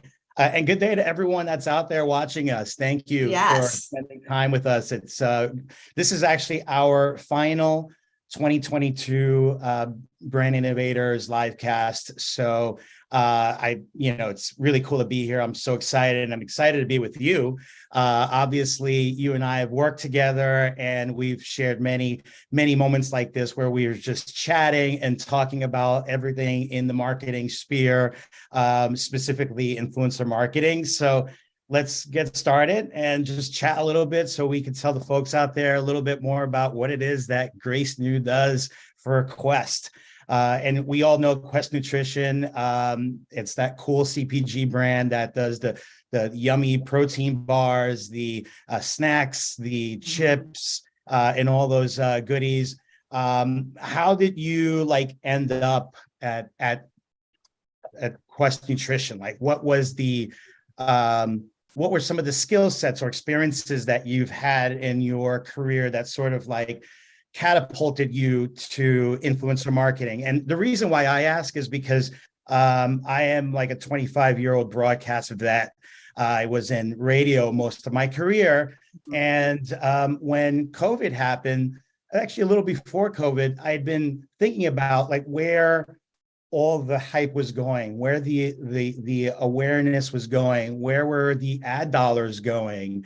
And it all seemed to be shifting towards the digital side of the business and less towards radio and traditional media. So for me, that was it was actually a pretty easy pivot, because I, as a radio guy, dealt a lot with talent, right? So I dealt with creators and talented people, unique personalities. And then as a radio guy, just kind of learning the whole digital end was not that difficult for me. But tell me a little bit about what kind of got you to where you are now.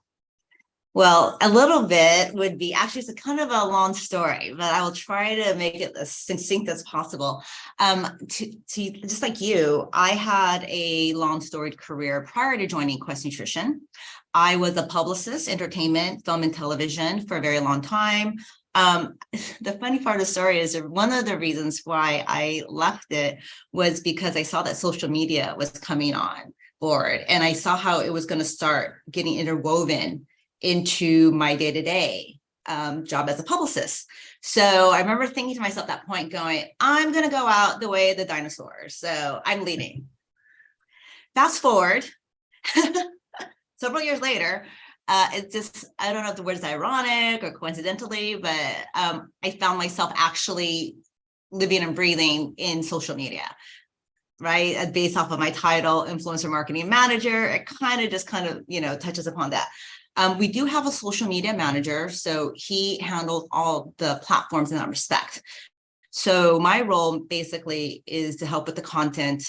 You know, as you see, my title also has brand engagement. A lot of people also ask me, you know, what does that mean? And the easiest way to put that out there is it's how our fans engage with us as a brand. That's what we're tasked with. So as a team, we oversee all the different aspects that you know, touches the consumer and our fans that does not hit advertising or media buys. So that's like PR, that's social media, that is also events. Right. You know, it's a lot of word of mouth marketing type. So my background as a publicist, I think really helped out because I had launched films and television shows and had worked with a lot of talent, high profile people. That's actually how I know Chris is Right. through mutual publicist friends. And that learning about relationships and building and what's important about that helped, I think helped me with my skill set when I pivoted and ended up in the world of CPG, consumer product goods. And to those of you who may not have ever seen a Quest bar before, here's what one looks like. Oh, I know those a little too well. I've indulged, so they're delicious.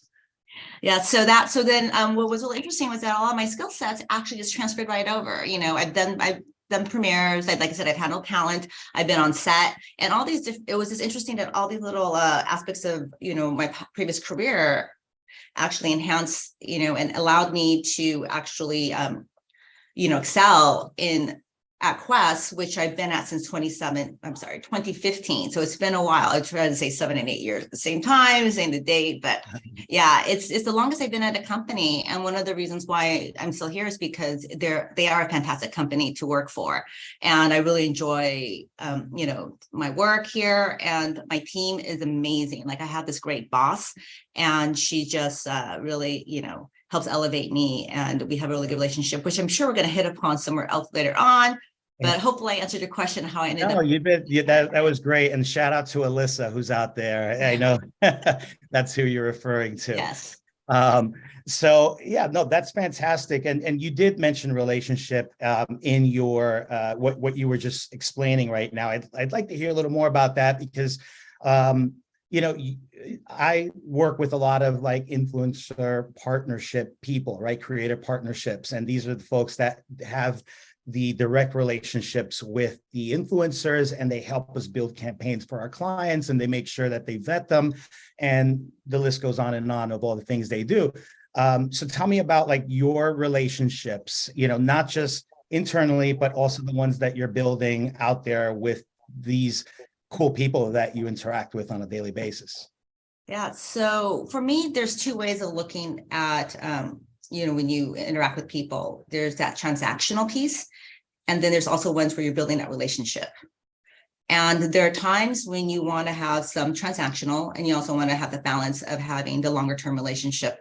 And that's really important, because these are the people that are going to be your sounding board. These are people that you could take some risk with, and, you know, hopefully they'll give you their honest opinion on certain things, you know. So in this perspective, meeting people, I always, you know, look at that in that respect. I like to meet people and build a relationship with them, because I'm also of the philosophy that people come into your life for a reason. Sure. And, you know, I don't want to quote that thing about some are for a season, some are for a time, but I think you all know that one. Yeah. So for example, a great example of the relationship is like with Chris. You know, like I said, I met him through another publicist friend many years ago. And I don't think Chris knows this part, but that one time when we had interacted, I forgot where he was, but I had shown up, and there were some items that he had, and we were just chatting. And I just remember how kind he was to me.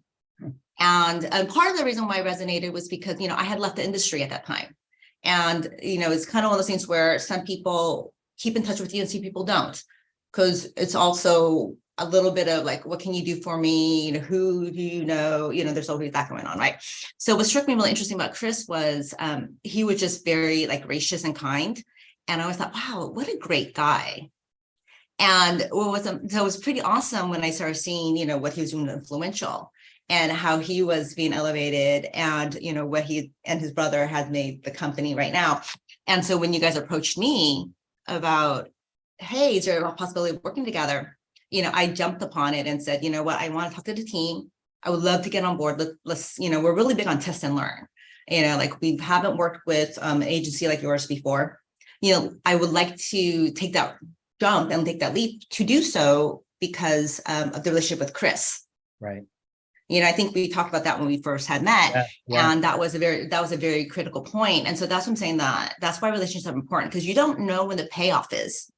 It's not about the short-term gain, or is this going to play it out now? And that's the same thing with marketing too. And this is what I find difficult, and some of the challenges of it is you don't know when that payoff is going to be. And a lot of, especially leadership, they want to see where you are, where you're going with the business campaign.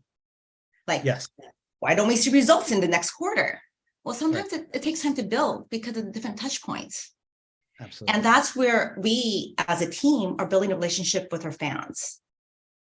And that's what I think is really important, is how do we show up for our consumers, for our fans? How do we bring our brand promise to life? How do we as an employee company, how do we live and breathe it? So that way we're authentic and we show up for the people who are also on there. I don't know how many people know this, but our tagline, our hashtag is On a Quest, which I always love talking about because that really resonated with me. And it's like, we want to show up for our fans because we don't know where they are, what their quest is, but we want to be able to support them. And should they want to choose to use our product that helps get them there, we are so thankful and grateful to be part of that journey with them. So that to me is why it's important to build relationships. But to your point, also there are times where you just need to have a couple of transactional things here and there, just to keep it going, to get the reach of things. And that's part of one of the ways that we look at things here is you could go deep or you could go broad. Right. The broad is the easy one. That's a quick KPIs, like, we got the metrics, we got the impressions, we got the CPMs, but then, you also want to take that level and like, when can we go a little deeper? When can we be there for a consumer and the user and know what they want and provide something for them? Because at the end of the day, it's about empowering themselves and then believing in who they are and that they could achieve this greatness. That's why they're on a quest with us and we're with them. Right. No, I love that. I think that's amazing. Actually, that's a great response. So as we all process this, because that's all great information for anyone out there. For instance, I work with some startup brands that are, they don't know the approach yet, right? They are sort of like testing the waters, but they're unsure. There's an uncertainty. There's a commitment that has to be made, both on resources like time and then also investment, right? So there has to be an investment and commitment there. So with that being said, like what's the strategy now that I know that, sometimes you go far and wide and then sometimes you go deep? What's the overall strategy like when you're building these campaigns and you're putting thought to it and you're working with the other stakeholders at Quest? What are we trying to do on most instances? I know it's probably different for different campaigns, but share a little bit about that. Okay. I have to apologize. I have a little bit of allergies going on. That's okay. Look, you're tearing up from the allergies. Chris is tearing up from the kind words you said about him. I'm tearing up too because this sweater is actually really hot. So, so it gets to your point. You're right. Every campaign is different, but we always have, there's certain parts that's always the same. Like, you always have the like when you cook, you always have your main, like you need to get a pan or a cooking implement. You got to have like the oil, whatever it is that is, right? The ingredients. Sazon, you got to get the seasoning, the sazon. That's what us Puerto Ricans say. Yeah. So then what makes something different? Like, it could be chicken 5 ways, right? It depends on how you're preparing it, why you're preparing it for this way. For example, I don't ever eat turkey except for Thanksgiving. Right. And then it's always like, do we have to roast a turkey? Can't we do something different? So that's how, that's my approach for when I look at campaigns when it's brought to me. We have our overarching campaign, like this is the theme for the year, and this year happens to be Better, Softer, Yummier, which is, talking about our bars. So I want to throw that in there because, obviously I'm a marketer. Of course. And then we also have our product launches that happens, throughout the year. And when we have that, we take a look, like, what is this which product is it? Is it a bar? Is it a chip? Is it a shake? Is it a cookie? Or is it something different, like a candy? Like, I don't think people realize this, but we do actually have like these candy bites, which are kind of fun, and our peanut butter cups. People might have seen that. And we just recently came out with our mini peanut butter cups. So, we have to look at each thing. They're similar, but they're still different. And how can we make that distinction to get the word out there? And so that way people know that we actually have this wider portfolio than just having our Quest bars, which we love, and which is definitely is a staple, and everyone should have one, especially in your bag if you're around on the go. It's a little plug there.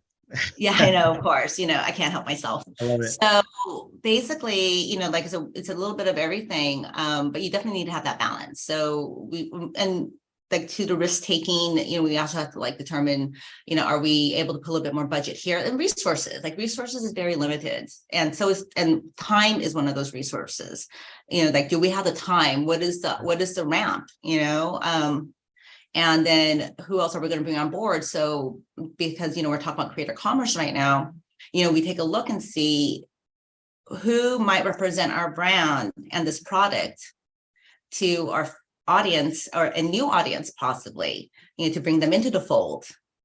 So, so we do definitely, take that in consideration, what is that match? And, we don't do too much of that big paid sponsorship or endorsement like other brands do. Right. But we do, take that in mind. And if there is appropriate alignment, or alignment with people and the product itself, we want to, obviously explore that. And we have done that too. Yeah. So I'm thinking, on the native side, probably more of an always on building trust, right? Yes. Like that seems to be like the case, just seeing a lot of your previous campaigns and what we've done together. It seems that trust and consistency is key in what you.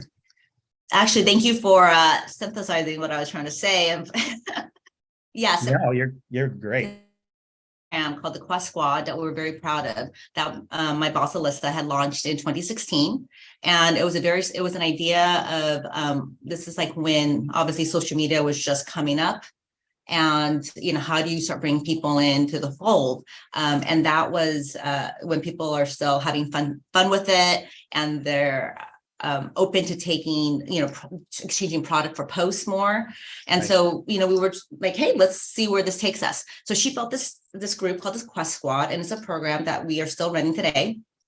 And she took it from like a handful of people to 300. And then from there, it went to 3,000, within a year. It was kind of crazy, how fast we grew it. Because, we saw how the explosion of people coming onto social media and posting about things and having fun. And what we try to do is create these activities called missions.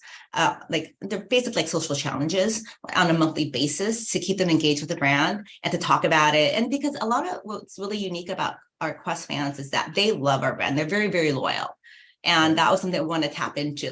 How can we be like a fan club for them? How can we, again, how do we show up for them? And so it's free. There's an application process just to vet them really quickly. And some people, they come on thinking that it's an influencer paid program. And so when we explain to them, it's not, it's their choice whether they can stay on or not. And then from there, we actually one year, was on hypergrowth. And this was obviously around the pandemic time, because a lot of people were home, had more time, and they were looking for different things to do. We hit 7,000. And that's a lot of people to manage, for a very, very small team, because we're very, very lean. And so, we obviously had to look for some efficiencies and optimization, and kind of get down to a more manageable number. And and then also a lot of people, like I said, they come in, they have fun, and sometimes they move on, and some people definitely stay. So we want to be there, like that, like our always on program. So Versus I want to campaigns. touch. I'm sorry. I want to touch a little bit on how you optimize and stuff. But before that, I want to know a little bit about like what did these people do? Like what was their role as such a like uber fan of the brand? Well, that's just it. They're like the everyday influencer, because everyone has a voice and everyone influences someone. So this program is basically like back in the day when like a band or someone had a fan club. Yep. And someone was in charge of like, writing back to them and sending them like stickers or photos or offering them like, band tchotchkes. So that way they could, feel like they're a part of it. So that's kind of like our digital grown up version, social version of that concept. Okay. Like we built it on that, like, these people love us for a reason. We obviously can't talk to every single one of them, but what can we do to give back to show them that we care too, and that we appreciate them being there for us? And I guess the outcome, or as you mentioned before, the payout, right? When does it pay off? Was it that they would create content, I'm sorry. Yes. Okay. Yeah, sorry. Yeah. So our social challenges basically live on Instagram because it's the easiest one to track.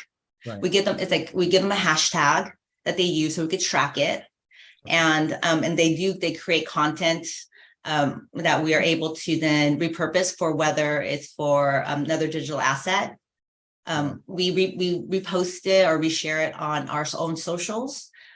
We have something called the Fan Crush Friday that our social media manager diligently goes through a lot of the different content from the social content itself that he sees, as well as the Quest Squad. A lot of it comes from the Quest Squad because they show they authentically show their love and they get really into it and really show the product off. So we like to we repost it. It's called Fan Crush Fridays. And we normally pick like 10 every other week or something to just let them know, hey, look, we saw you, we got you, like, thank you. It's like bragging rights for them, I'm assuming, right? It is. Yes, I'm like noticed here, which is kind of cool. We're all looking for a little, gratification, right? We want something from the brands we work with or consume every day. So for us, it's important to know that like you're listening, that there is some engagement, and it's not just some sort of like automated responses. It's an actual human, right? So that's pretty cool. I love that. So that's something that we try to do for our fans is to let them know that we see them, we hear them, we're there for them. So then now the optimization part. So knowing that it's generating some form of results, what are you doing on the back end to sort of like track that, or what are you getting out of that? I mean, obviously there's that human touch, right, that you're getting, which is, again, priceless. But what are you doing as far on the business end, looking at like how do you quantify, where's the attribution there? Yeah, so we also know that obviously these fans also buy our products. So this also helps, when you deepen the loyalty, the repeat, and then also the fact that word of mouth, so they're trusted by their friends and family. And so we hope that when someone asks them for their thoughts and opinion on what protein or what snacks to go for, that top of mind is Quest. And that's the first thing they'll recommend. And, refers to the word of mouth is there. We also look at it as, like I said, content that we could also utilize, like, and then also we like to share it within our company as well, just so everyone here as employees, they feel they're actually making a difference. Because when they see the happy, shiny faces holding a product and they read the captions, when they see that, it's like you go, oh my God, my brand, the one I work with. So whether you're in our customer service team, you're in finance or in R&D, it's like a lot of times you don't get to see what my team sees because, we are pretty much the team that outwardly faces with the external, part of the company. And so we see it all the time and we just take that for granted. But when you're inside and you're deep working in, and it's like, if you're a brand manager too, it's like, how are people reacting to the products and the flavors you chose to put out there? And so when you see that, like, and they say like a picture is worth 1,000 words. And I think that's one reason why Instagram is so popular with people, is that you post something and it tells a story right there by that picture. And it's easy, low barrier to entry. You don't, you just have to pretty much just smile or don't, but you know what I mean. And then when they see that, you get this warm feeling of like, oh, they seem so happy with my product. And like, it's every time, like for me, every time, like when something happens at work, and I feel a little bit like, oh man, what am I doing? Like, why am I here? Like, is this even worth it? And then I see these images that flood, my computer, because that's, what I do. And then I read, and the few of them, you read like how much it has changed their lives. There was a big thing about transformation for a long time. A lot of people use our product to transform themselves, to be a better version of themselves. And they write about it, and they love to write in to us, also to our consumer engagement team, who then passes on to us. And that's where you get those feel-good moments when you go, okay, I am doing something that's impactful. I am doing something that's making the world just a little bit better, and it's bigger than me. Wow. So it's truly a labor of love. Truly. It is, most definitely. That's very impressive. I love hearing that, because I feel the same way when I see a great campaign come off and we see the metrics. It's awesome. But when I see like the feedback from the posts, when I see people writing about how, oh my God, I have to try that, whether it's a CPG brand where someone's cooking something and we just help make a, single mom with 2 or 3 kids at home, fix a quick meal, that's inexpensive, and they're loving it. I'm like, yes, that's so cool. And it is a very gratifying feeling. So I thought it's interesting that you say that, and that it's part of the culture at Quest that you guys share that. Because I think more companies probably should be doing that. Is just like, let's look at like the end result, or like you said, the payoff, right? The payout is there. And that's truly like, I think that will satisfy every aspect of a brand's, the different people involved, right? Whether it's someone who's at the manufacturing plant and is responsible for getting those bars boxed up, or someone who is, maybe an intern and sees how important it is to be part of something that's bigger than them, and distributions. So I think that's like really remarkable and special. Is there a campaign that you're proud of? I know you mentioned the crew, but is there a specific campaign?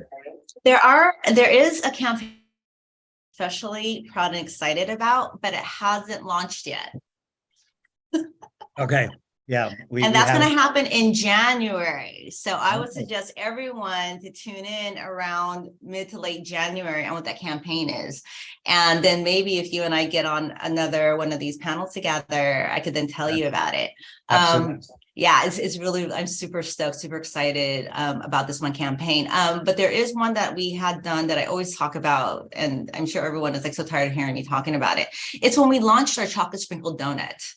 And the reason why I love and so proud about this campaign was the creativity that went into it. So we work very closely with our creative department, and for good reason, because they're there to help us create content that we put out there that hopefully will resonate with our fans. And with Chocolate Sprinkled Donut, it was just a fun idea because I'm sure there are people who don't love donuts, but who doesn't love a donut? Like, I love a good donut. Look, it's lunchtime here, so you're talking my love language right now. I'm all perfect, wonderful. So when we did, it was a fun, colorful packaging. It was just screamed fun all over the place. And I had these. This is when the pool floaties were big, right? And I had chocolate sprinkled donut pool floaties created, and we sent out a bunch of influencer VIP kits out. And our Quest Squad happened to have gotten one of these too. So each one, it was like almost like you got a box of donuts, like the pink box you open up, and we laid them out like a dozen, because actually one of our boxes, if you do buy a caddy of our bars, there's 12 in there. So it worked out perfectly. So we put a dozen, and underneath was the floaty. And then our copywriter at the time had wrote a bunch of like fun, cute little sayings. So every time you pick up the bar underneath it, it had something. So we try to make, interactive and fun. And Sure. then, but beyond that, what we also did was, and we haven't had a chance to do this again, which I keep telling Alyssa, hey, can we do this? It's called the Donut House. Okay. And I took that idea from when I was a publicist, and we used to go to these big brands would put together like a house like in Malibu or somewhere in West Hollywood, and you would go there and you experience it, and then you would get the product, and it was so much fun. I remember I used to love going to those events, and so I wanted to bring that a little bit here. And so we created, we got a house. With the help of our creative team, they did a fantastic job. It was donut everything was themed donut. And we took it over, and we, put the window cleans on, and in the pool, we put the floaties in. And then we also created an experience where you could also do a workout. So we had, when the influencers we're working with, Eric, the trainer, he pulled together a couple of his friends, and we did a series of workouts outside in this beautiful Menke house, that overlooked the valley. It was, and we were lucky. It was such a great, beautiful day. Yeah, next time you do this, invite some of your partners, please. I'd love to be there. Yeah, well, then this actually gets even better. So this is where it comes in, where it's like, I do a little bit of everything. So we were trying to fill up the bathtub of donuts, so you could throw it up, for those fun shots, right? Yeah. So we ordered online a bunch of the little plushie donuts, and we threw them all in, and there were hundreds of them. And I was looking at them going, ooh, something doesn't look right. It's because they all had the little tag. Oh. So I sat there with scissors and I clipped off every single tag. Oh. So now my blood, sweat, and tears are involved, right? So now you're going to see why this house is very special to me. So that's because I was like, there's no way I'm going to have these people come in and take their fun photos, the boomerangs with it, and have these little things of white specks and pads. And, getting hit in the eyes and stuff. So it's all about the little details like that, make things successful. And everyone came together. We pulled in, our team members from a consumer engagement and from other parts of, training and stuff to help us man it. And we all had little outfits to be like a donut house. And it was just so much fun. And I would love to do that again. I love that. I love how you sort of, intertwined, event marketing and influencer marketing and made it work. And that's pretty cool. Because obviously it's all about the experience, right? It is. We try to engage people in ways that you're going to want to have that fear of missing out, right? That FOMO, oh my God, I wish I were there. This is awesome. This is the brand that did this, and be known for that. And then another thing, Rick, I want to tell you why this activation was especially, near and dear to our hearts is we invited the local Quest Squad members. We just said, we'll invite everyone from the state. And if they want to drive, they drive in. One of the members drove in from, I want to say somewhere central Northern California, from a little small town. And he drove in, I think a couple hours, just to come for the day, just experience it, because he loved our brand. And he's this quiet guy, but he just works out all the time and just loves our brand and just wanted to experience it for himself. So we were really touched that he did that, and that we were able to give him back something as an appreciation. That's cool. So it's sort of out of his comfort zone, but he still made it there. Yeah. That's great. So obviously a passionate brand, right? People are so passionate about their Quest nutrition bars, their Quest products. So that's exciting. Obviously, this is all working. So I do want to know a little bit about some of the things that are happening in your industry, and whether it's changes or any obstacle or innovation. What are you seeing? What's out there? What should we all know about? Well, I do have to say that what I've noticed is that the content quality has gotten a lot better. So I think people who are posting have gotten a little bit savvier on what to do. So that's kind of nice to see. And then, but there's so much going on with the world. So it's kind of everyone is also looking for their niche, and we have to be careful as a brand, how we're showing up too with who we're showing up with. And so that kind of like brings us to like someone like you, the influential, right? Like we look to our partners to also help us navigate, and we rely on, you guys to also let us know what's going on out there, because you have visibility, not just what we do, but all the other brands. So that's where, so that's kind of like what I do. I rely on you guys to help Love to hear us. that. Love to hear that. Shameless plug. Yes, we use technology to vet out Exactly. our influencers, and we can look far back into their timeline and make sure that there's nothing questionable, so that we don't align our partners like Grace with someone who may be a little questionable or was. Yeah, and also when we work together on that one on our campaigns, when we come to you and say this is our product, and then you guys come up with some ideas because you see what's trending out there as well. So you guys are actually one step ahead of us. Right. So that's so for in terms of innovation stuff, like, where do we fit? Like I rely on, obviously my outsourced resources, I can see myself when I scroll what's going on and when I talk to people, but that's a lot of it is, taking in all the different resources, getting it, like asking for opinion and thoughts, what's going on there. What do you guys see, the eyes and the ears, and then putting that together when we have a campaign, and how to build the one that's relevant is, from all the discovery work. Right. That's great. So brand safety, trends, Yes. right? Following the trends, making sure that you're either one step ahead or at least at, on par with the trends. And then of course it's being able to make it relevant and have it engage well with your consumer, the end consumers. Yes. So that seems to be like a nice recipe for a lot of these new startups to sort of like put under their cap right now. So that's good stuff. Yeah, so I don't think I really addressed that part of the question about the startups and people who are looking to start their influencer program. If they haven't started an influencer journey yet, you got to find someone who is passionate, who wants to be there, and who will go above and beyond, because there definitely has been some long nights, some, a lot of hard work. A lot of it goes into it. So for a startup, they may say, well, I don't have the budget. Well, if you have someone who's passionate about it, that makes up for that. And then you just get creative, because we've had to get scrappy and creative too on our side. We have so many different products that are going on in 1 year. Everyone's asking us resource wise, like, hey, can we do this? Can we do that? And it's like, we only have so many days in a month. Right. And we only have so many of us. So you do have to get really creative, and you can get it off the ground if you have that person who looks at it just beyond a transactional job. They're looking to be there for the fans. Right. So you got to love it, clearly, as you do. Yeah. Okay. So let's move on a little bit. So Chris is here. Sorry to burst your bubble, Rick. I know you can go all day. Oh my goodness. I can't 40 minutes like that.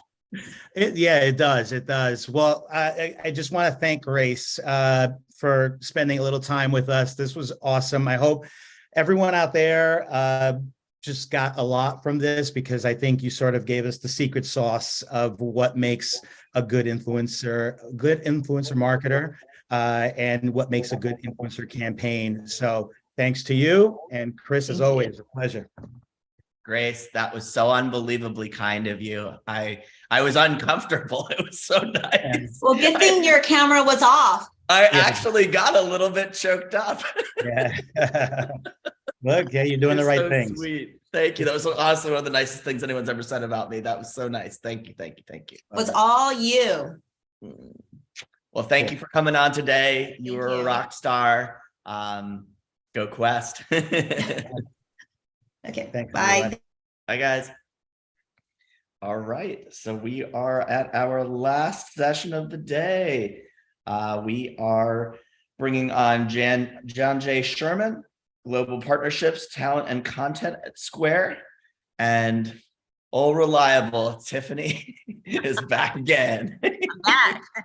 You're the real MVP. It's so fun. I mean, I love when we have partners like John Jay, who are just interested in sharing their expertise. So it's been really. I'm looking forward to it. And John Jay's got like a power photo. I like that. Yeah. How our photos, how our look. I like it. Hi, John Jay. How are you? Hi, I'm trying to figure out how to change my background. Oh, It's don't worry okay. about it. It's fine. No, you look good. I Yeah. kind of missed the memo a little bit as well, so you're fine. We're in Okay, this. cool.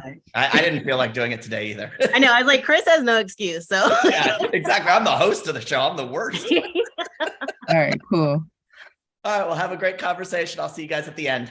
Thank Thank you. you. You're welcome. Hello, John Jay. I am excited because one, we're the final session of the day. And so that means we can talk for however long we want. We're also the final session of the year.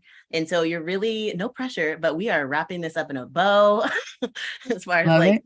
some of the awesome folks that we've had on the panel. So thank you for joining us. How are you feeling? Good. Thank you for having me. It's Thursday, so it's almost the end of the week. Yeah. Yeah, just excited to connect and chat. Yeah, you answer that question just like I do. I'm like, it's 3 almost, which means it's almost 5. Anyway, okay, let's get into a little bit about you. So I want to dive into how you've gotten to where you are today, essentially, and then we want to get a little bit more tactical and talk more specifically about your work. But what's your background? How'd you land in the role as Global Partnerships Lead of Talent and Content at Square? Well, I'm originally from Kansas City, so go Chiefs, whoop whoop.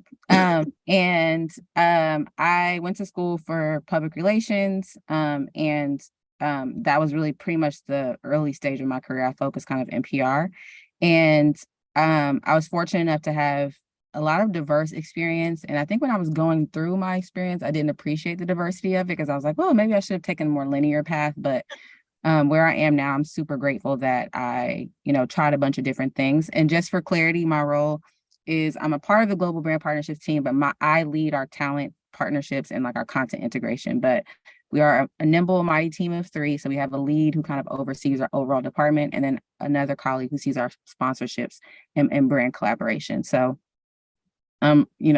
really honored to be a part of such an awesome, nimble team. So I just wanted to clarify that. But in terms of just my background, I started off in PR. Early on, started off in beauty PR, actually, and I got the opportunity to start off at Estee Lauder. And they really kind of were early on in terms of innovation. They started like a little innovation like think tank that I got to be a part of. And it was a really awesome experience because it gave me the opportunity to like learn how to work cross-functionally. So I got to work with like product development, I got to work with marketing, I got to work with, creative, all from the comms team. So that really gave me a strong foundational start and understanding not only how the beauty industry works, but just how to build a brand overall. So from there, I ended up working in fashion. When I was in undergrad, a lot of my internships were focused on fashion. I wanted to be a fashion publicist at the time. So I was always itching to kind of get back to that, even though I started off in beauty. And so I ended up working at Ports 1961, which is a luxury men's and women's design house. And so from there, I got to understand how to build a brand from a fashion perspective. Mm-hmm. And it's interesting because I think it was always leaning toward people, because from a beauty perspective, you're kind of focused on the product, right? But from a fashion perspective, you're focused on getting the clothes in the right magazine, you're focused on getting the clothes on the right people. And so it really kind of gave me a different lens of understanding early on, kind of like the power that a person had to help build a brand. So I was super grateful to also have that kind of in my arsenal of experience. And then I ended up working in editorial, which was also great for me, slowly starting to become a brand strategist, because you learn how to tell and build a brand from more of an editorial perspective.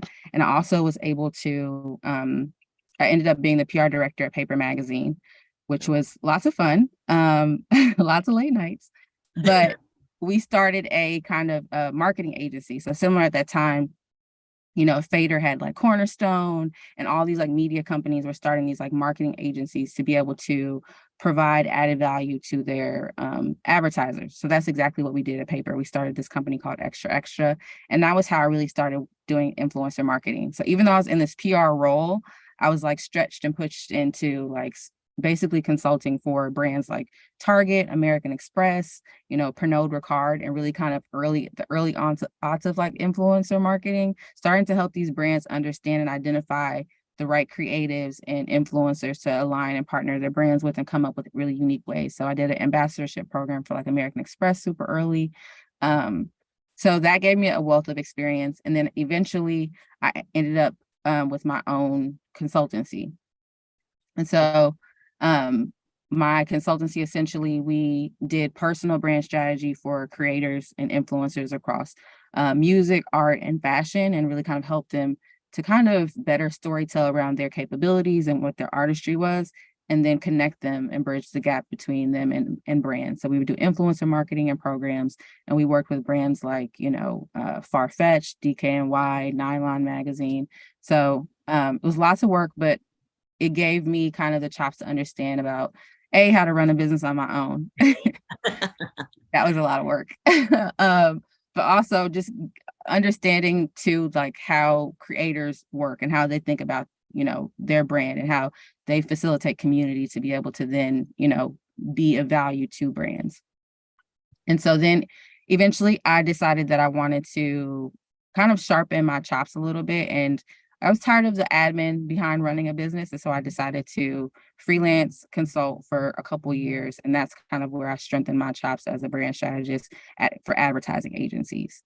And then I decided that I wanted to go in-house. And so I wanted to kind of put roots down, really kind of have some imprint impact on a brand, and just get some more experience. And so I decided to explore that. And that's how I landed at Square.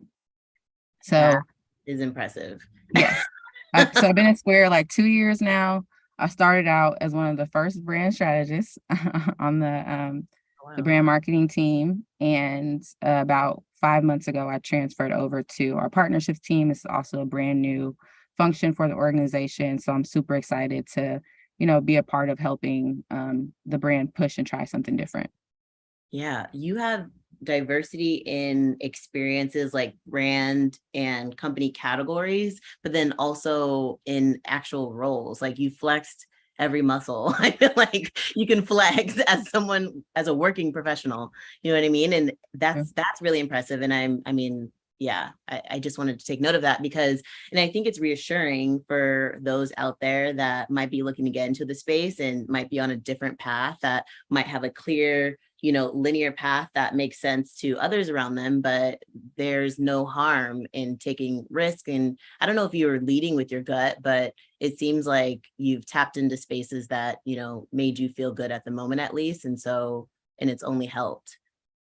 Yeah, I think that's kind of been the through line probably throughout my career, is just like taking risk, never being like too comfortable in a role, and like, also just owning my own path, right? So it doesn't necessarily always look like what everyone else might be doing, but it's just being comfortable with, thinking about my long-term goals and what's going to kind of get me there, even if it doesn't look like the non-traditional, it doesn't look like the traditional approach. And so, my move switching over from the brand strategy team to partnerships is I think an example of that, because it wasn't a lateral move, right? It was a unilateral move. But for me, strategically, where I want to go long-term, it makes sense for me to strengthen, my capabilities in the partnerships role. I love to hear it.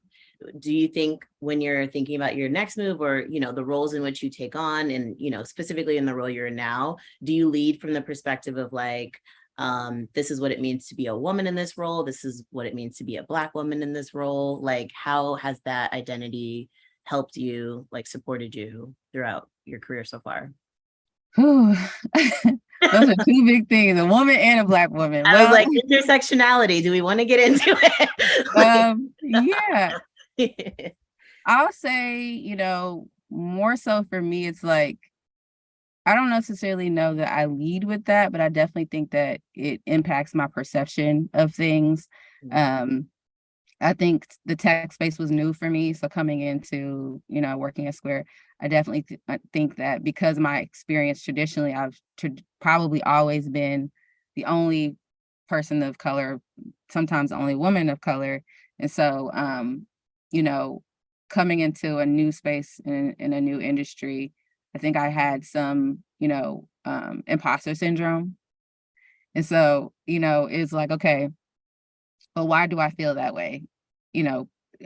Because traditionally this space wasn't created for women, for people who look like me. But the blessing is that things are changing, and, Square is such a diverse organization. Our team is so diverse.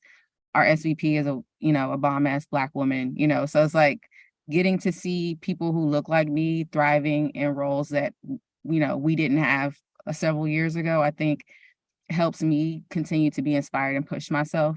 And, in terms of just the imposter syndrome, I had to get over that.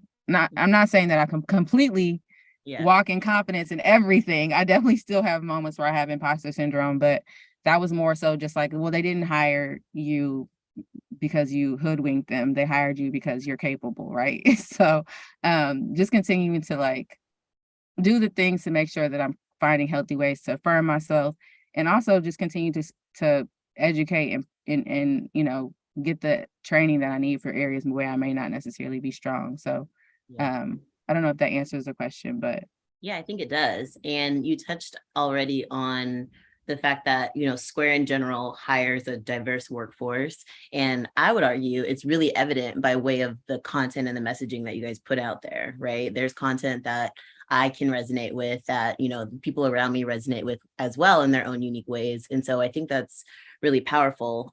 So to tap a little bit more into the work that you're doing, how do you work with influencers? What does your day-to-day look like? How are you tapping into this creator space? Tell us more about that. Yeah, so again, this is somewhat of a new space for us. It's interesting because I think over the past couple years, entrepreneurs have kind of become like these superstars, right? And so, working for yourself and having, freedom and autonomy over your, essentially your time has become something that I think a lot of people aspire to have, especially because of the pandemic. And so we, our sellers are our superstars. So, we're very fortunate to be able to work and help with our tools so many entrepreneurs across the world. And so working for a purpose-driven company already in itself, makes the work feel fulfilling. But I think in terms of how we're thinking about engaging entrepreneurs or creators and influencers is really people who align with our values. So Square stands for economic empowerment. And so we want to partner with people who not only align with those values, but are representative of the work that, we're doing. People that have interesting stories of how they're able to, start, run, and grow a business, and how our tools have been able to help them do that. And then also too, just, Square kind of has this background of like being disruptive and like innovation coming into the space really early on. And so we also want to partner with creatives who are similarly doing disruptive things. And so we recently launched a program called the Culinary Creators Series, which essentially is a platform to work with innovative chefs. Restaurants is, something that we are able to provide tools for a lot of restaurants to be able to grow their business, be able to meet the omni-channel demands of what it takes to have a restaurant business. And so for us, we are really wanting to highlight the chefs who are doing that. And so through Culinary Creators Project, we're essentially partnering with innovative creatives in the culinary space by either helping them have a pop-up restaurant that we use all of our, tools, our POS system, everything they need to run the back of house of their kitchen, to the front of house of their kitchen, and giving them a pop-up space to be able to bring their culinary creations to life. Wow. So we recently did a pop-up with this collective out of New York called Ghetto Gastro. I'm not sure if you've heard of them, but they're a cult favorite by lots of people. They recently launched a book called Black Power Kitchen. And so we basically gave them a pop-up restaurant in New York where they were able to not only celebrate their book, but bring the recipes from the book to life as a one-night only restaurant. So programs like that are ways that we're looking to engage with creators and influencers who are doing interesting things in, food and retail, beauty. That's kind of, I think, a good high-level overview of how we're engaging people. Yeah, I love it. It's such a natural extension for you guys to work with creators because they are, most of the time entrepreneurial rightfully so in their own spirit. So I can see how those are just like natural extensions. I'll take credit. I had I set my lash lady up who has her own small business. I set her up with Square recently. I had her make the switch. I was like, you should get Square. And she was You like, might be on the wrong team, girl. I know. She was like, can I get a demonstration? I was like, this is how you use it. Like, I'm not a business owner, but yeah, it's changed our lives because now I can pay her really well, easily. Love to hear it. I think too, like naturally working at Square, it's like you anytime I walk into a space, I'm like, what are y'all using for your POS? And I'm just like, why are you using Square? Like, you can't help it. Like, okay, stop. Like, you're not on the clock, you need to stop. I love it. Okay, you chatted a little bit about some of the actual events and programs that you put on creatively. I want to tap more into that and understand what the creative planning process looks like for you, especially since not everything that you do is purely social or purely digital. I feel like you tap into in real life experiences as well. I think, it's kind of twofold. We definitely pay attention to, I think, what's happening culturally. So we try to understand like trend reports and data and insights to see kind of like what's happening culturally. Because, oftentimes working with influencers, they're at the forefront of what's happening in culture, right? And so I also think the importance of like working with creatives or influencers, I think I use the words interchangeably, but I think they have two really important currencies. One is that they come with community, and then the other is that they oftentimes come with trust, right? And so for us, it's thinking about, okay, how can we align with the right people to do the right thing, that's going to help us authentically be a part of the cultural conversation and build trust with the right audiences. So those are kind of things that we take into consideration when we're planning activations or partnerships with influencers. And when you're thinking about success in partnerships, does success look the same for like influencers? Like, we worked with them, this is what happened, or does it vary based on maybe the size of influencer, the type, maybe how long the partnership was? Like, how does success vary when working with influencers?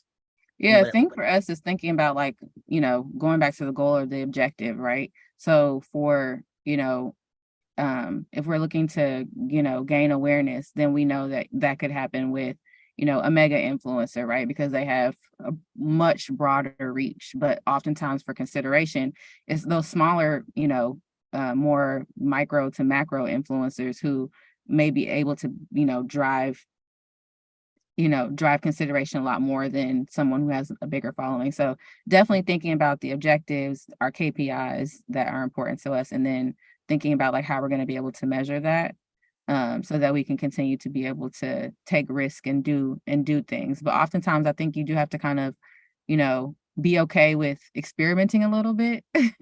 Everything is not, I think, guaranteed when you're oftentimes working with influencers. Sometimes you have to just take some risk and see kind of what works. But I think those are some of the things that we kind of foundationally will look at when we're like planning. Yeah. And it makes me think of like the flip side when you're thinking about like research you might be looking at or data that could sort of like support creative direction. What are you tapping into? Like, how did you know to partner with Ghetto Gastro, for example? Like, what are you thinking about? Cultural moments? Are you thinking about relationships more? What is the research and data? It's interesting because like I really there's something about connecting and partnering with the influencer who influences the influencer. If that makes sense. Yeah. Right? And so like oftentimes people who are like micro influencers or like macro influencers, the people who are following them are actually also influencers. With people who are like mega influencers, it's really more so like mass fandom, right? And so for us, it's like, people like Ghetto Gastro have so much respect within the industry, like fellow chefs in the community, like are, admire them, have respect for them, looking to see like what they're doing, and like they also champion each other. I've recognized that in the culinary space. There's so much like love and camaraderie Mm. amongst the within the culinary community, especially for chefs of color. So I think it's important to not always look so much at the reach a person has, but also look at the impact, look at the respect, look at the community, look at, the trust and the sentiment that they have for their brand overall. And for me, Ghetto Gastro had kind of all of those things. And so for us, oftentimes people think about Square, they think about us as a little white reader. And so for us, we're trying to make sure that people understand, like, hey, we don't just power retail, we can also power full service restaurants, quick service restaurants. And these are the types of chefs that, use our product to either make their restaurateur aspirations come to life or are building their business with our products. And so I think those are some of the things I was like looking at when we were looking to partner with the right kind of chef. Yeah, super, super smart. I'm wondering if there's are there challenges ever in working with influencers within it's fintech, right? Financial technology category. What are some of those challenges or limitations that you come across? Okay, so she's like, let me describe. I think that, it's interesting because when people hear as you work for Square or you work for fintech, they're like, oh, we about to get a bag. Like, I got some money. Oh, assumptions are made. Yeah, this is about to be like, that you definitely have people who are thinking monetary first. But for us, it's not just like, we're not looking for pay to play partnerships. For us, it's like, we're really wanting to add value. We're looking for people who want to have long-term partnerships with us. And not just be like, a monetary exchange. We're really looking for long-term partners who believe in our brand, believe in our product, align with our values, and vice versa. Like for us, it was such an honor to be able to, partner with Ghetto Gastro. We also partner with Chef Kwame Onwuchi, who's a Nigerian chef. He's from DC, but he also had a cookbook that came out this summer, opened a new restaurant in New York. So he had lots of things going on. So there was lots of organic ways for us to be able to support his endeavors that made sense, that because we have the products and tools to be able to help with what he's doing. So we're looking for, not just people who are looking for a payday, but looking for people who want long-term partners who will support and believe in what they're doing, and vice versa. I'm sure you see that difference then, because you worked in fashion and you've dealt with, even seeing influencers become like a huge thing, right? Like I was going to chime in. It's not about me though, but if I were to just point out, we have a similar background in that we started, or at least I started my career working with bloggers before they knew that they could even be compensated for their stuff. Like it was just a pleasure, for them to be featured on our digital magazine. And then it definitely flipped. And so with that, you see the evolution of like understanding your pay and your rates and stuff. So your note on saying, if I see an opportunity come through from Square as an influencer, I'm going to be like, do you guys want to pay my mortgage? Like, yeah, no, we definitely understand that it's a business and we want to respect what people listen, we want to respect what people are doing, what people have built, and so we understand that. But I think that there's also this level of, partnership. And, that's what it's kind of all about. So there are definitely, I think, opportunities that are pay to play, and, those tend to be a little bit run of the mill. But for us, we don't really want to take that approach. Yeah. Does social impact, if you think so, to kind of flip it a bit, when you think about social impact and making sure there's like cultural relevancy in all you do, does that play a role in every single project? And, are you making sure that that's known in the planning phases, or how does social impact come up in the works and projects that you take on? When you say social impact, do you mean like goodwill social impact or like social media impact? Good. Okay. So, good question. Great clarification. Yes. Like the do good, not the other stuff. I think the great thing about working for Square, like, and it being a purpose-driven company that, our mission is like economic empowerment. I feel like so much of the work that we do inherently sometimes feel like it has a social impact. Like, we recently partnered with CultureCon, which is one of the largest conferences for creatives of color. And so we did a panel that really kind of platformed and gave entrepreneurs or Square sellers opportunity to kind of talk about their journey.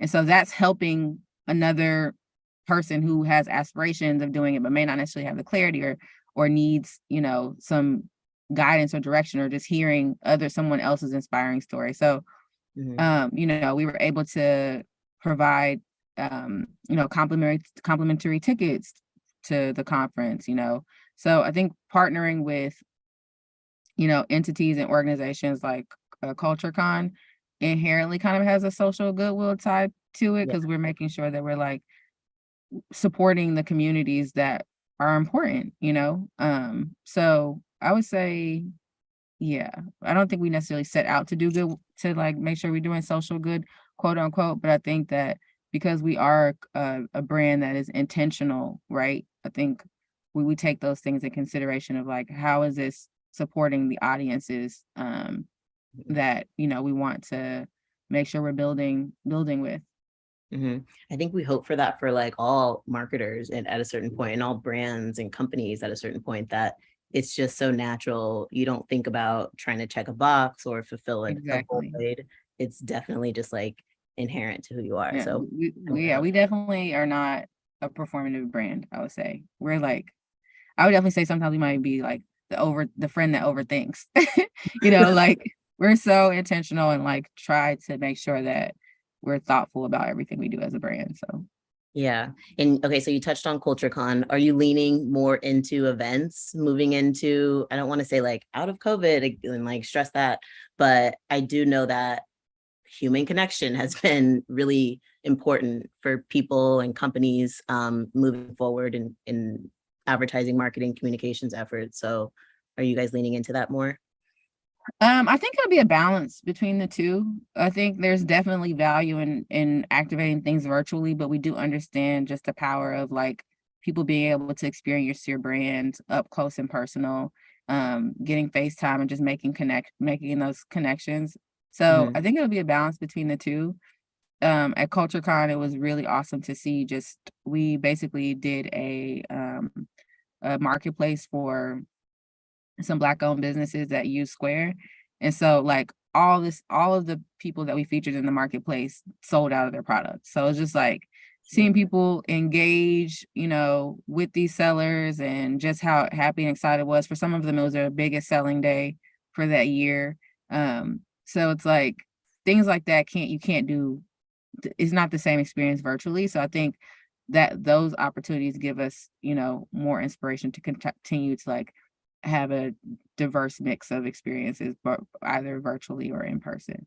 Yeah, that's awesome. It brought up something as you were saying, and I'm thinking about like these companies and businesses like selling out on the ground, and you getting like sort of like real-time knowledge on, the product in use and the benefits, and how it's just like the success metrics are so immediate.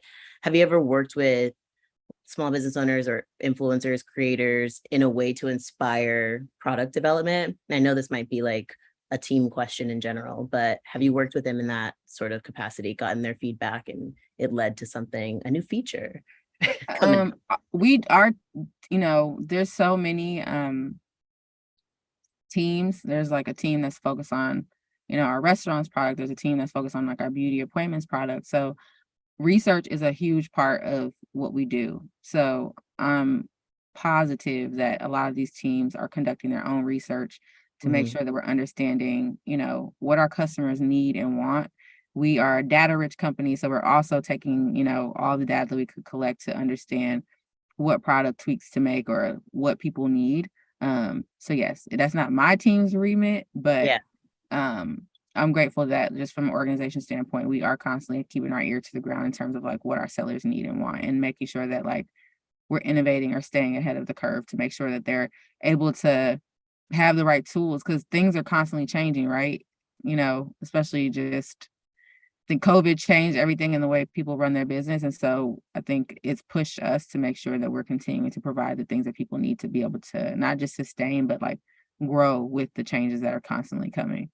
Yeah, I'd love to hear it. For sure. Okay, so innovation, if we were to take a step, I know we were thinking, or you mentioned already, how the world is changing, consumer habits are changing. I'm changing the way in which I pay for the services around me on a personal level. What is Listen, innovation? I'll be tapping my phone with Apple Pay like I'm a baller. Like I almost want to take it off. I'm like, yeah, I miss a debit card because that's like a little bit more mindful when you're spending.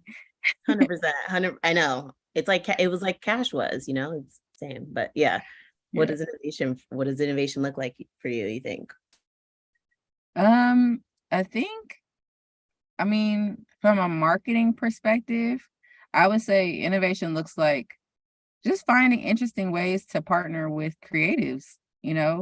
I love I think, I'm always inspired. Just because I'm in tech doesn't necessarily mean that I only look to see what tech brands are doing, but I am constantly inspired by other brands to see how they're finding creative ways to like partner with creatives. And so like, yeah, I think finding interesting ways to storytell around product, then also kind of being able to, again, going back to that currency conversation, is like authentically connect with communities and like authentically build trust with communities, and influencers are the way to do that. So, I love the emergence of like music and food, and what like KFC did with Jack Harlow, what McDonald's did with Saweetie and Travis Scott, and like, Megan the Stallion and like Popeyes. Like I love seeing stuff like that because it's, fusing two cultural pillars together, and then be able to like connect with audiences and community in like a way that feels relevant and like fresh and makes these brands a part of these conversations. So I think that's what innovation looks like to me from a marketing and like partnerships perspective. You took the words out of, or the question, you answered it in that answer as well. When I was going to say, do you look at other brands and categories and add trends from other, or do you stick with what's happening across your competitors, right? So I think that's huge, to just like have a pulse on everything that's going out. And it's, again, given like your background, I'm sure it's like all transferable, the experiences that you had. So that's great. I want to change it up a little bit and talk a little bit more personally. And now we have a couple more minutes left. Okay. I want to know what inspires you. I want to know what like gets you up every day. What's keeping you going? Ooh, I think it's kind of like twofold, because I think I have like personally what gets me up every day is just like I try to just be grateful that I have the ability to get up. So just like, trying to stay at a place of gratitude. I think also too, just the fact that I have like another day to meet some of the marks that I maybe didn't meet the day before, like another day to like get better or just strive to be a better version of myself, so each day I think that is kind of what inspires me. Is like, okay, I have another chance to like do better, or get it right, where I was a little impatient with somebody the day before. Right. Whereas tomorrow I might be like, okay, I'm gonna be a little bit more thoughtful about my interaction today. Yep, you got. So I would say that. I'd say personally that is probably what I think about. That's what inspires me. And then I think professionally, just going back to like, it is a blessing to be able to work for a company that's actually stands for something. So just, the fact that like the work that we're doing is inherently really helping people run their business, especially just with all the things happening with the economy and just the state of the world. It's like, just businesses, especially small businesses, are kind of the backbone of communities. And so like, being able to inform people that we have the things that they need to kind of help their business, I think is kind of what motivates me. Yeah. What does balance look like for you? That is a myth. Balance, it's a myth. Yeah, no, I don't think that. I honestly don't. I don't know. I'm trying to find it. So if you have a hack for balance, if anybody has a hack for balance, please DM me or email me. Yeah, put it in the comments. I'm trying to figure that out. I think I definitely am super into self-care. I'm very vocal with, my lead when I'm feeling burned out. I'm not afraid to vocalize that. And I think just doing all the woo-woo things. So I love a good yoga session. Yeah. I'm heavy into breath work and meditation, all those things. So like those, I think I carve out the time to do that, which helps me. But I'm definitely the friend you text and I'm responding like a week later, like, oh, I'm so sorry. We So, all like, I'm that. I definitely could be that for sure. My Yeah. friends watching this right now are probably like, yeah, that's you. Yeah. I definitely posted on Insta the like flyer for this so people could come. And I know people are like, girl, I texted you like. Yeah, exactly. You have time for this, but so funny. What about what about advice? What advice have you gotten that's helped you in where you are, and maybe what would you offer up to someone else? Oh, advice. Okay, two things. Recently, one of my colleagues, I think our lead might have posted this, but it was like, if you're not learning or earning, it's time to go. So like in roles, like if you're not learning something new or, if there's not opportunity for growth anymore, or you're not like earning, or you feel like you've capped it, your earning potential in that role, it's time to go, and making sure that, yeah, you're not becoming complacent and paying attention to that. So that was a good like gut check for me hearing that. So shout out to Duchesne. And the other thing, I think something my mom used to always tell me when I would like grumble and complain about, this isn't even part of my role, or things like that. When I want to complain, she would always be like, always do things as if you're doing it for yourself. And so oftentimes it's like when you're pushed to do things that may not necessarily be a part of your job description, Good for you. Is giving you the opportunity to acquire a skill that may, you may not feel like someone's getting over on you because you're like, this is not even something I'm supposed to do. But having that skill is going to serve you in some other way. So maybe it's in your next role, or maybe it's if you have your own business, then you've learned how to do this thing that, then served you. So when I stepped out and had my own business, a lot of the things that I was doing prior in my career that I felt like I wasn't supposed to be doing ended up helping me be able to have my own consultancy. So I think I try to continue to have that mindset. I try to have that mindset throughout my career. That is such an interesting perspective. Like, then do it for you. Like, you don't want to do it because that's how your role for someone else. Then take it back selfishly, do it to help yourself then. Wow, exactly. That's smart. That's wise. Thanks, Mom. Yeah. Right. And then I would say advice is just like, I think it's twofold. So like, if you want to be an entrepreneur, it's like finding your passion and then figuring out how to monetize it and not being afraid to try it. So even if it starts out as a side hustle, it's like, just try selling the thing. Try selling it. Like, there's so many platforms, like, for Square, we have tools where if you want to try to sell something on Instagram, there's a button that allows you to try to sell it on Instagram. Like, it's easy to get an e-commerce store up and running, through our Square Online. So it's like, there's so many ways to just like try the thing, and it's okay if you fail. So, and you will eventually figure out what the sweet spot is. And then for people who have more, corporate aspirations, I would say, take roles that sometimes may not necessarily be the perfect fit, but it'll help you get closer to understanding like what it is you want to do. Because again, I pivoted from PR to brand strategy, and now from brand strategy to partnerships, and all those things are pretty harmonious. There's not, it doesn't fit beautifully under one bucket, but they're all interchangeable skills that I think allow me to explore so many different opportunities professionally. And so I think, there's no traditional path, and I don't even think companies are looking for that anymore. I think they want you to have a diverse background. I think they want to see that you have a unique skill set. So just trying different things. So smart. Yeah, I'm with you. I have a background in PR. So does Chris. Good timing. He has a background in PR as well. We're all good old PR. Yeah.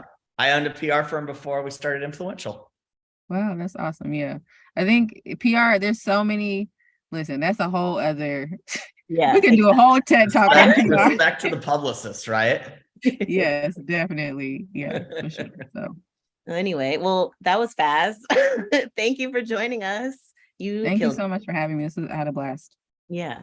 What a great way to end the year. Thank you guys both. That was a great conversation.